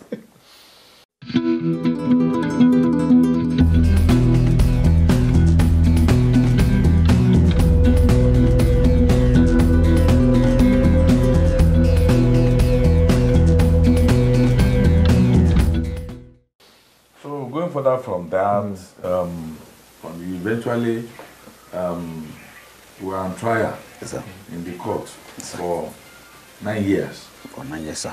Cumulatively? Yes, sir. You have a lawyer? We have a lawyer. The first lawyer that we have given to us by a state prosecutor. So we pay money. Given to you by the state prosecutor. By the state, we don't do anything. So because you don't have your own we don't have lawyer. Yes, we don't have lawyer. What is the case between state lawyer for us? So collected money from our family. The state is still harassing you. That the one the state is doing case with you. The case between the state and you. Yes. So it is the same state that now arrange lawyer to handle your case. To handle your case. To defend you. So messed up. It looks. And that lawyer now was a member of MFM. He's a member of MFM. Oh, yes. The lawyer yes. The lawyer that the state arranged for you. Yes. You have his contact. Yes. You have his member of MFM. He's a member. Even though the prosecutor that was prosecuting us, we discovered that he's a member of MFM, the senior Alakija there. That is representing Lagos State. Yes. You have the contact of the lawyer. My own lawyer now, Yeah. the one I'm using now. No, the lawyer. That time. He give the info. But my mom do see. Then after that one, we request for another lawyer, which the whole family agree. The three of us now, we are case mates now. Okay, so you now had a common lawyer. Common lawyer. You sacked the other lawyer. Taiwo. That one we collect money from our family. We collect from Caleb. We collect from Henry family. Collect from you too. Collect. So that's collected. your case now. Yes. So we are going to court. So and you'll be telling us that I should say to Caleb that I know Caleb. Okay. That I should say to Henry that I know Henry. That's your lawyer. Yes. Okay. Taiwo. The lawyer was telling you. Yes. The new lawyer. Yes, Taiwo. Claim that you know. I know him. So later I now discovered that when I go back to prison, tell people in prison, see what the lawyer say. They say he's trying to establish conspiracy. But he's your own lawyer. He's My independent lawyer that yes, that we are paying. That yes. is not a member of MFM. Who got that lawyer for you? It's You are in the prison. our family now. We don't know how the lawyer come off. The case is. We don't know how the lawyer come. Well, if a lawyer that you don't even know that was not, I mean, if for MFM now, it's our family. We say MFM lawyer. Yes. But now it's not MFM lawyer. And he's a Muslim. And the same lawyer is a Muslim. Okay. So that's why we have confidence. Okay. So who betray at the end of the day? Okay, maybe they try to. You think so? Not think so. I have the dream that this lawyer is a betrayer. So all of us we are using the same lawyer. So using the same lawyer, because often well, this lawyer I don't trust this lawyer. So imagine case for my family, fight. So and I said okay, what will happen is that if we come back for another adjournment, they can give us 6 month adjournment, 3 month adjournment, as case may be. It was a lot of people. So I have the dream. So and I saw the lawyer collected money from Martin on Fire Miracle. So on getting to court, I approached him. Yes, sir. See, church back paying. If church called you that they will offer you millions of naira and then should abandon our case. So will you collect the money? Taiwo said yes, he will collect the money from the church. Your own lawyer? Yes, face to face. So my people are there. And I said, you are going to work with me. He said, yes, he's going to work with me. I didn't say anything to anybody again. That's the first step that I took. Enter the dog in the front of Justice A.O. Williams. Honorable Justice. I raised my hand. I got of Igboshere. I got. Sorry, sir.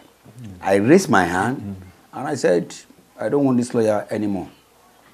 In the open court? In the open court. Okay. And the judge? Judge granted me the request. Okay.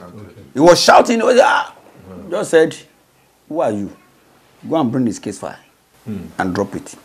He said he doesn't want you anymore. That's an area we should educate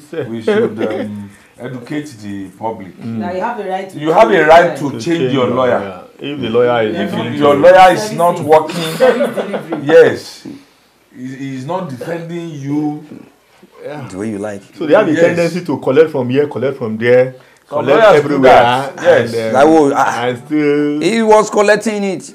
Lord have mercy. And afar, Tablik. For that matter. This is our own life story. At the end of the day, one frustrate the case, the client one. Brother, that is one of the reasons why he has to spend that much year, 9 years. There are a number of years. 9 years. Àwọn case tí a mọ̀ táwa sì kéré. Lóru Yẹmí tó gídìdì tó sọ fún mi pé èmi ní 30 years. O tún bá mi calculate age mi. Ó ṣe o Mugun. Because Mugun follow Mugun lórúkọ church yín. Not mountain on fire. Mugun follow Mugun. The same thing let's say fún Bàbá Adéyẹmí. Martins ẹ ti báyé ẹni lẹ́ni jẹ́ tó wà n'Íbàdàn regional ni. Pastor Asaba. Ima Asaba.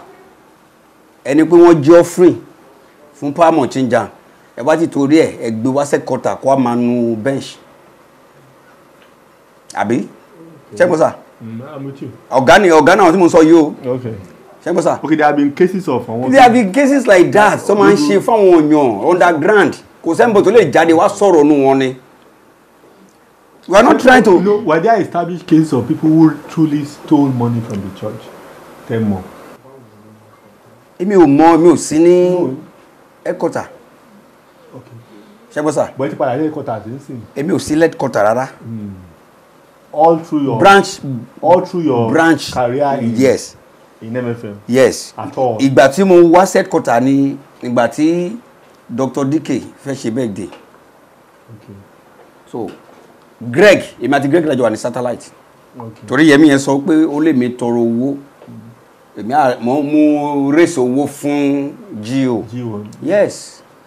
Ó fẹ́ ṣe birthday ni. Gio dẹ̀ jẹ́ ní tó máa ń digbọ́n. Kó ní fẹ́ kí wọ́n mọ̀ pé ó ń ṣe nǹkan kan. Very secretly. Wọ́n dẹ̀ sọ fún Greg. Okay. Greg wà lọ́dọ̀ Pastor Kende. Okay. Pastor Larry. Okay. Pastor Lawrence. Okay. Táwọn ẹ̀ ti wà ní bẹ́ẹ̀ side of Granola. So Ajagun. Okay. Àti àwọn míì tí mo lè rántí Major náà pè. Okay. So ngbà tẹ́ ti jẹ́ ministry apààyàn. Now, sorry, they got trash issue that. Àwọn bẹ́ẹ̀ ni. And some coming to the only time you raised money. The only time was coming to. Baba fẹ́ ṣe birthday. Is it because of that birthday? Wá sí kò. Irọ́ mo wà ní satellite. Ngba assistant. Greg ni senior pastor. Pastor ni satellite branch. Is in satellite branch. Okay. Satellite branch yẹn ni Greg tó ti sọ wípé a fẹ́ raise owó fún Gio. So you are not the one that raised the money. I'm not the senior pastor. That raised the money. I'm not the senior pastor. It's Greg who asked me. Okay. To go and make announcement. Okay. Tó bá dẹ̀ gbowó kò ń ṣe mi ló máa ní senior pastor tó máa gbowó. So it's Greg. Okay, continue. So until this is the letter of satellite then. Okay. Ọlọ́run ní pé kí n máa keep nǹkan. This is Greg name. This is my own name. Ta kọ letter láti appreciate our member. Okay, letter I go call fi Bible to me. Yes. So this is letter Greg. I'm not the senior pastor ìyẹn bọ́ ta ń sọ̀rọ̀. So wọ́n máa ń try àti wá ẹlẹ́rìí irọ́ láti fi defend ara wọn kí lẹ́ni defend lórí irọ́ nígbà tí kò tètè fi àwálẹ̀. That's the Greg name there. Greg yẹn lọ to the travel abroad. Okay, ta ló wá appreciate nígbà yẹn. Àwọn láti appreciate òun ló kọ́ láti appreciate àwọn member tó dáwó fún Gio birthday. Okay, Greg ló kọ lé. Bẹ́ẹ̀ni ẹ wo ń letter yẹn ó wà defaced somehow. It doesn't look like for his name to appear. No me doubt. Bẹ́ẹ̀ni sà ni mo fẹ́ jọ́ kó mọ̀ pé there is a satellite tí yẹn ń sọ pé mi ń gbé owó. Ṣé junior pastor lè gbowó lé ibi tí senior pastor wà ní? Ta mọ lọ Mountain of Fire. 2007. Aha. Okay. So it's not done. April 2007. Ṣé iná ìsà? Nítorí ọjọ́ ìní 19 years. Wọn ò ní mọ̀ pé a máa nírú nǹkan báyìí lọ́wọ́ kí gbogbo àgbáyé máa rí o. Owó tá a raise ẹ̀ fún general overseer ayé ni. Dr. DK Olukoya fẹ́ ṣe birthday mi ò gbà. Ó dẹ̀ sọ pé mo ní mò ń tọrọ owó ní Delta State. I'm a prosperity pastor then and tí n bá gbowó I take care of people. Not the way around you people are doing now. And that's the reason why the relationship between me and the general overseer of Indeed Ministry Oshiwa tight. Now, okay. Because then I was the one taking care of them, Pastor Joma. That means you have a way of raising money. You have this charisma. I have my charisma. That's my program is Monday to Wednesday. The man raise yes, in Warri region. Okay. Pastor Moses offer me free hand. Odusi offer me free hand because they know that that's our own area. Kò pa church lára. Okay. So mo dey share program mi, mo dey fi help àwọn èèyàn. So what the man raise here, who collects the money? You remit it to the church? The money we are raising for that program, we are giving it to the poor. Okay, within the system. Because àwọn tó ń tẹ̀lé mi, wọ́n san salary fún wọn. Okay. So that is then in Warri. So they can move on so that because now, yes sir, Richard, nígbà tó sọ pé òun example is Richard. Kí ni Richard ṣe fún? Kí ni Richard ṣe fún? ń dáríjìyàn kí ni àṣekún ṣe fún ẹ. Okay. Like that. So even the Richard, the choir master. Yes, choir master. The one custody. Yes, I saw this. Then now. Yes. She went custody. My home with. And Aiyewero on the 4th of March 2024. Yes, it's Richard. Ọmọlọ́mọ. He's still in. No, he's a man. Richard. Aiyewero. Ó ṣì wà custody. Ọmọ 12. Ọmọ tó ń kọrin fún ẹ. 23 years. Nígbà tó bá lè dáríjì irú àwọn abẹ́rẹ́ fẹ́ dáríjì àwọn yẹn. Okay. I invaded my home with the police on the 4th of March 2024. On what basis? Yes, this March. Tó bá ti mú yàn, wọ́n ń dáríjì yàn. But actually, I mean, is it that they just arrest people at random and just look at your face and say, okay, this is the next person to arrest? How can a father be so wicked, and what you can do with your money is to carry your children to prison to sell? Yeah, that's okay. Not one. Yeah. Not two. The question I'm even asking is that what determines who to arrest? Is it that they just wake up one day and say, okay, let's go and arrest Lagbaja? Yeah, when you know their secret, they will after you.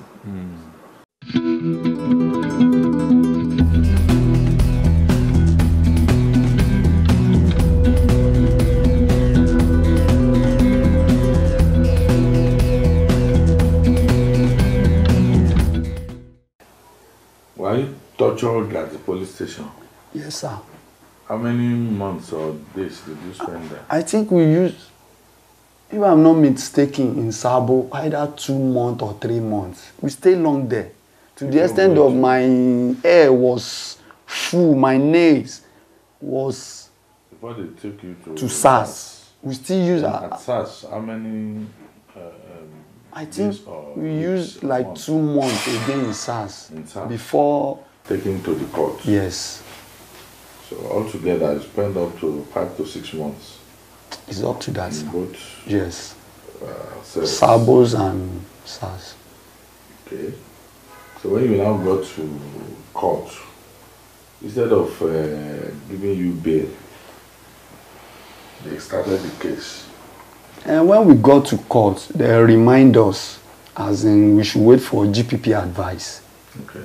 But it was not quite long because our family was working towards how we will come out then. When GPP advice came, we now start to, we should... You have a case to answer. So we now face the courts. You have a lawyer? We have a lawyer. The same lawyer or you yes. have your own? No, I did not have my personal. No. It is one lawyer that stood for the three of us. Well, did you experience the problem of lawyers like Pastor Femi also experienced? And Baba yes, Caleb? we experience. Some lawyer? Yes, they will collect money, they will not do their job. The time that court will sit, they will not come. They will disappear? It was when after the court has sit, they will be coming. So all those issues, all those scenarios brought issue between our first and second lawyer before we now change to that barrister, Mr. Ademola. That's Barrister Ademola. Ademola, good. Yes. Before we now change to him. And ever since he took up our case, he stood, he fought. He did a good job. He even made some investigation by himself. He did his own homework. Yes. He did the investigation by himself. Yes. How did you were able to get your own witness, the Babalawo's son and the hotel manager? Me, I don't know. How did that miracle happen? I don't know. Because number one, I don't know Babalawo. I did not know him. It was in the court when he came that they brought, it was Mr. Ademola told the court that he brought the witness, which they called him that he should come inside the door to speak. So it was after the case, we now begin to ask, it's just saying we should not worry that it was when we came out, then we will sit and talk better. And when we came, we went to his office. So he now play us all the steps he took to make sure that he make solid investigation. So originally you said you fought the police, and that was what led you to being taken to the police station and police cell. Yes. So you now met Pastor Caleb and Pastor Femi and Caleb at the. It's not that day that they brought me to the station. That you met them.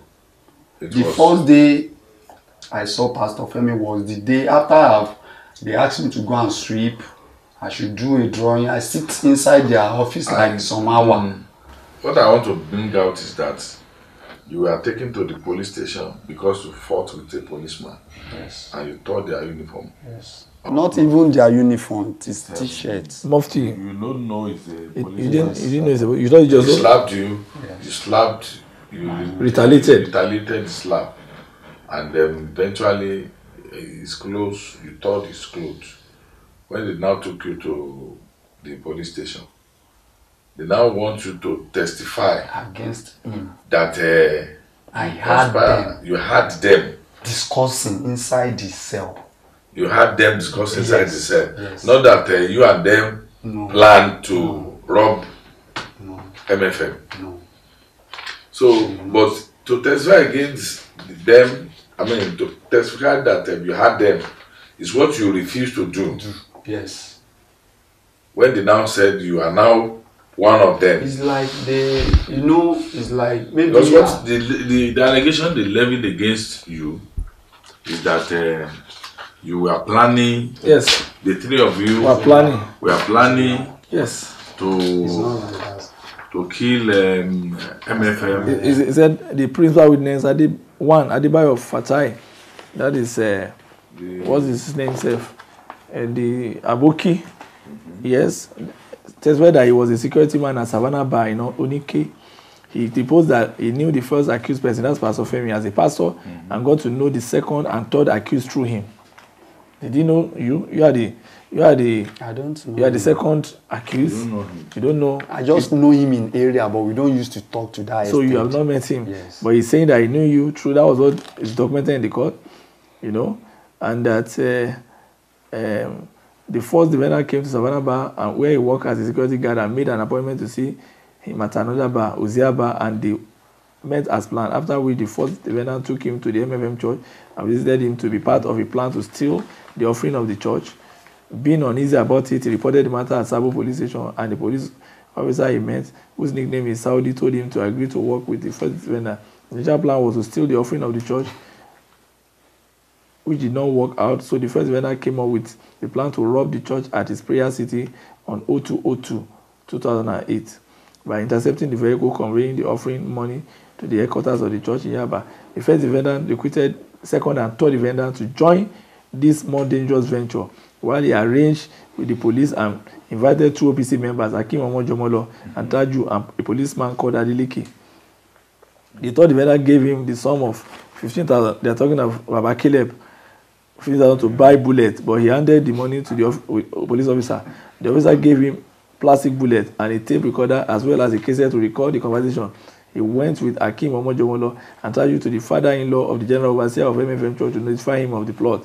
Unlike the chief security officer of the church, who had been skeptical when they informed him, the man believed them and gave them a small camcorder and a voice recorder to assist in interpreting the culprit. Saudi gave them money to engage the service of the video man they hired to do a recording of one of the meetings they had to plan the robbery. At the meeting, the second defendant drew a sketch of the route they would take. The second defendant. They were all present at another meeting they had at Savannah Bar on 25/01/08, at which, upon his prompting, the police came to arrest them all.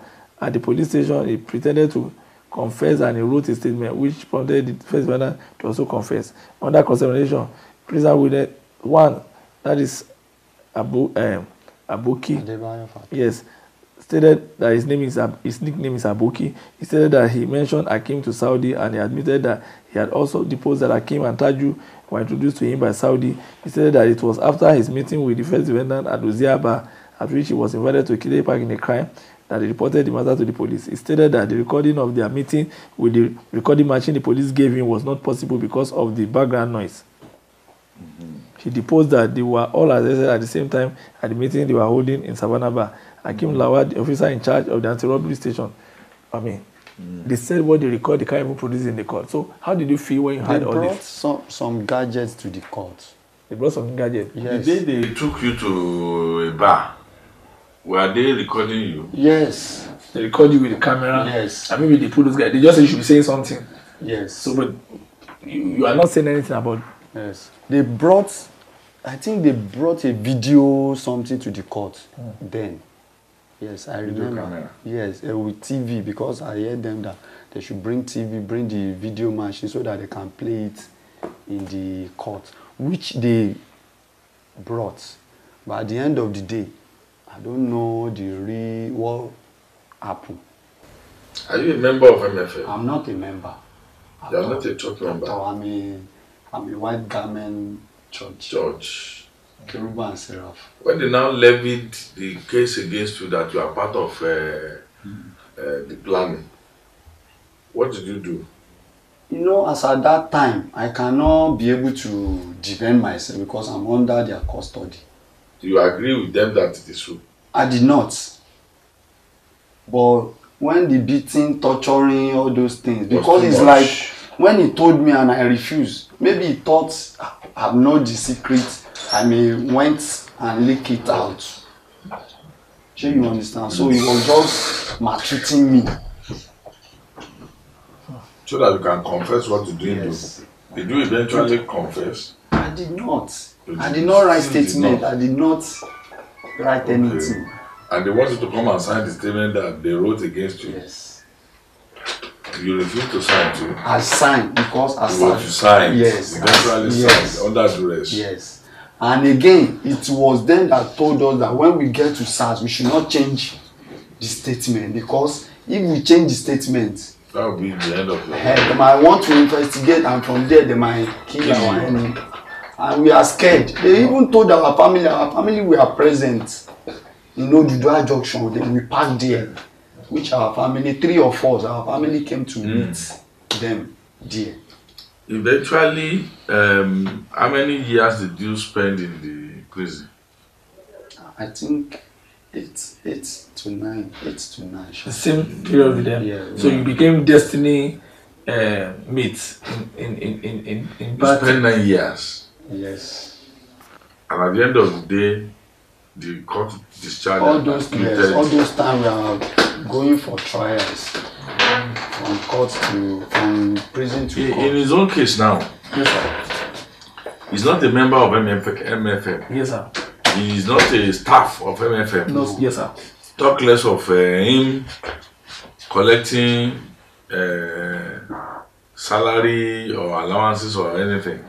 What's going to be his own, after this judgment now, what is going to be his own compensation?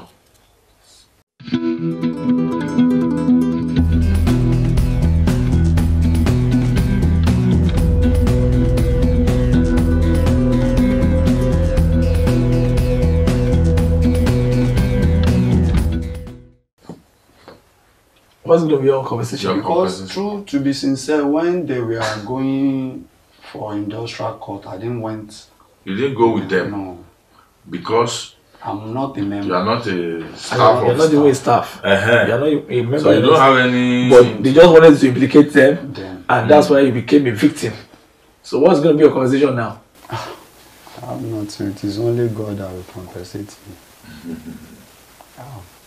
But how do you feel about the whole thing now? That's why I say anytime I remember this issue, I used to feel, it used to give me a lot of things. But, you know, when you don't have power to fight for yourself, there is nothing you can do. In your own case, what was your family relation? Your wife? You have a child, you have a wife? How did she handle it? Your wife, is she around? She's not around. Okay. How did she handle it? Did she wait for you while you were... Yes. Or you ran away because Pastor Femi's wife ran away? She's a fashion designer. Did she wait for all the time? Yes. Unlike Pastor Femi's wife. When you came back, you still met your wife and your children at home. Yes. Was she visiting you when you were in jail? Yes. Normally, lawyers know her now. She normally comes to court. Any of my courts, she, my mom, my brother, and some of friends. They came to court. And sometimes they do come to prison to visit. His own case is even worse, because for that 9 years, there is no compensation for him at the end of the day now, unless he will have to do a kind of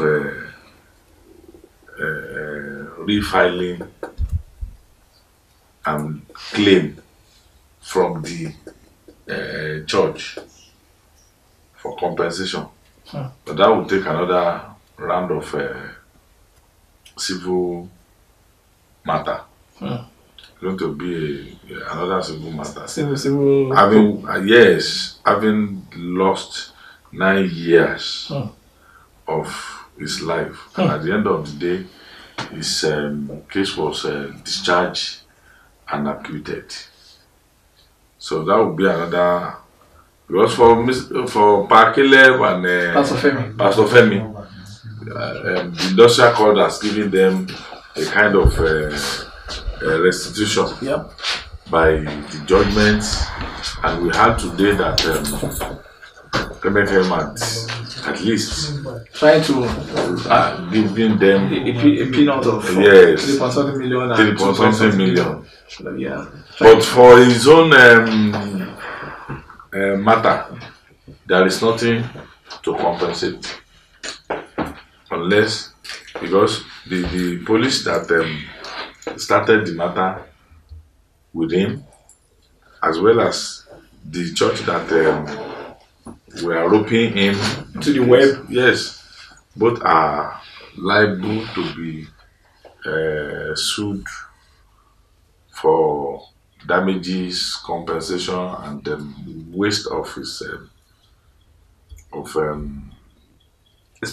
of his life. Yes, unless you want to leave the matter to God Almighty. To God Almighty, because that would be that would not be total justice if the matter is left open like that. For you to get proper justice, there will be need for you to file a claim of damages against both the police and the church that manufactured all this crisis around you. Yes. I mean, it's like they came through the police because you are a barber. You are, according to your story, a barber going to buy petrol at the police station, at the filling station, and trying to go back accosted to his office by police that were enraged and now roped in a robbery case. Yes, that is a serious issue which should not be left unattended to. That is miscarriage of justice. That's miscarriage of total miscarriage of justice, and you have the right to also file for your own fundamental human right, as well as to ask for compensation and claims, which will depend on your lawyer and your willingness to pursue the matter further. And maybe through the sacred activities of your organization, yours, like human rights and collective. Not only that, okay, sir. There will be need, because I don't think he's been working anymore now. No, since he left, they left. Yeah, that experience. Yes, after that experience, yes, he has not been able to come back together and get engaged. So there will be need for support. Yeah. For him and others. Yes, because his own case. Caleb Yes. In fact, the three of them has the opportunity to to put up their claim. They will still need that judgment to file damages and claim if they were not adequately compensated. If they are not adequate, so there will be a need for the society to come to their aid. I understand that, sir. But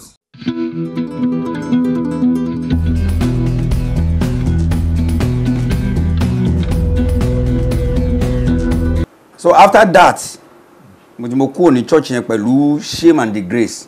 That's a church. Yes, mo kọ ra lọ ni. Mi bẹ́ẹ̀ kan sọ mi fẹ́ rógun church mọ́. So mo wá lọ sáàrin àwọn ọmọ ọ̀tá tó ń fagbó. Àwọn ló fún mi lówó oúnjẹ. Wọ́n jẹ́ kí n jókòó sáàrin wọn.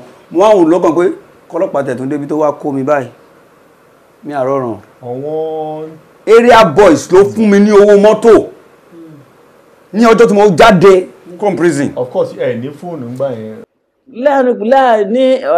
Láàrin ẹgbẹ́ náà ọmọ kú. Okay, November ọdún tó mú yín. Bẹ́ẹ̀ni 23. November 23. Ọmọ ẹkú. Wọ́n ní ó ṣàìsàn. Wọ́n ní kí wọ́n lọ church láàárọ̀. Sọ́yìn lọ sí church ni. Wọ́n lọ church láàárọ̀. MFM. Nígbà yẹn. Wọ́n sì lọ gbà yẹn. Wọ́n máa ń prison gbà yẹn. Wọ́n náà dé church báyìí. Kò pẹ́ díẹ̀. Ọmọ kan develop reputation. 2004 ni mo bí. Báyìí kan tó pọn gbọdọ̀ sùn báyìí wọ́n ní wọ́n fẹ́ gbé lọ sí ìkan tó wà ní Magboro, hospital kan tó wà Magboro àbí ní Magboro before after punch. Wọ́n ní wájú MFM price government dákẹ́. They are police, they are working for the country. They should try to adjust the way they are doing.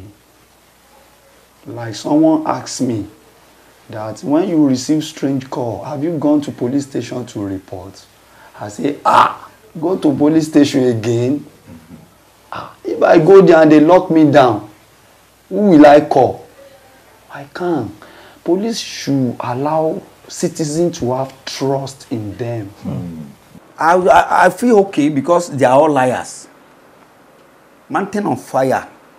Ni ó ní irọ́ lọ́wọ́. So tẹ́ bá ní irọ́ lọ́wọ́ tẹ́ wò arrogant. Tó dúró gbogbo àgbáyé ń gbọ́ mi. Court of the land tó lágbára ju church yẹn lọ ní Pastor Femi is hereby discharged and acquitted.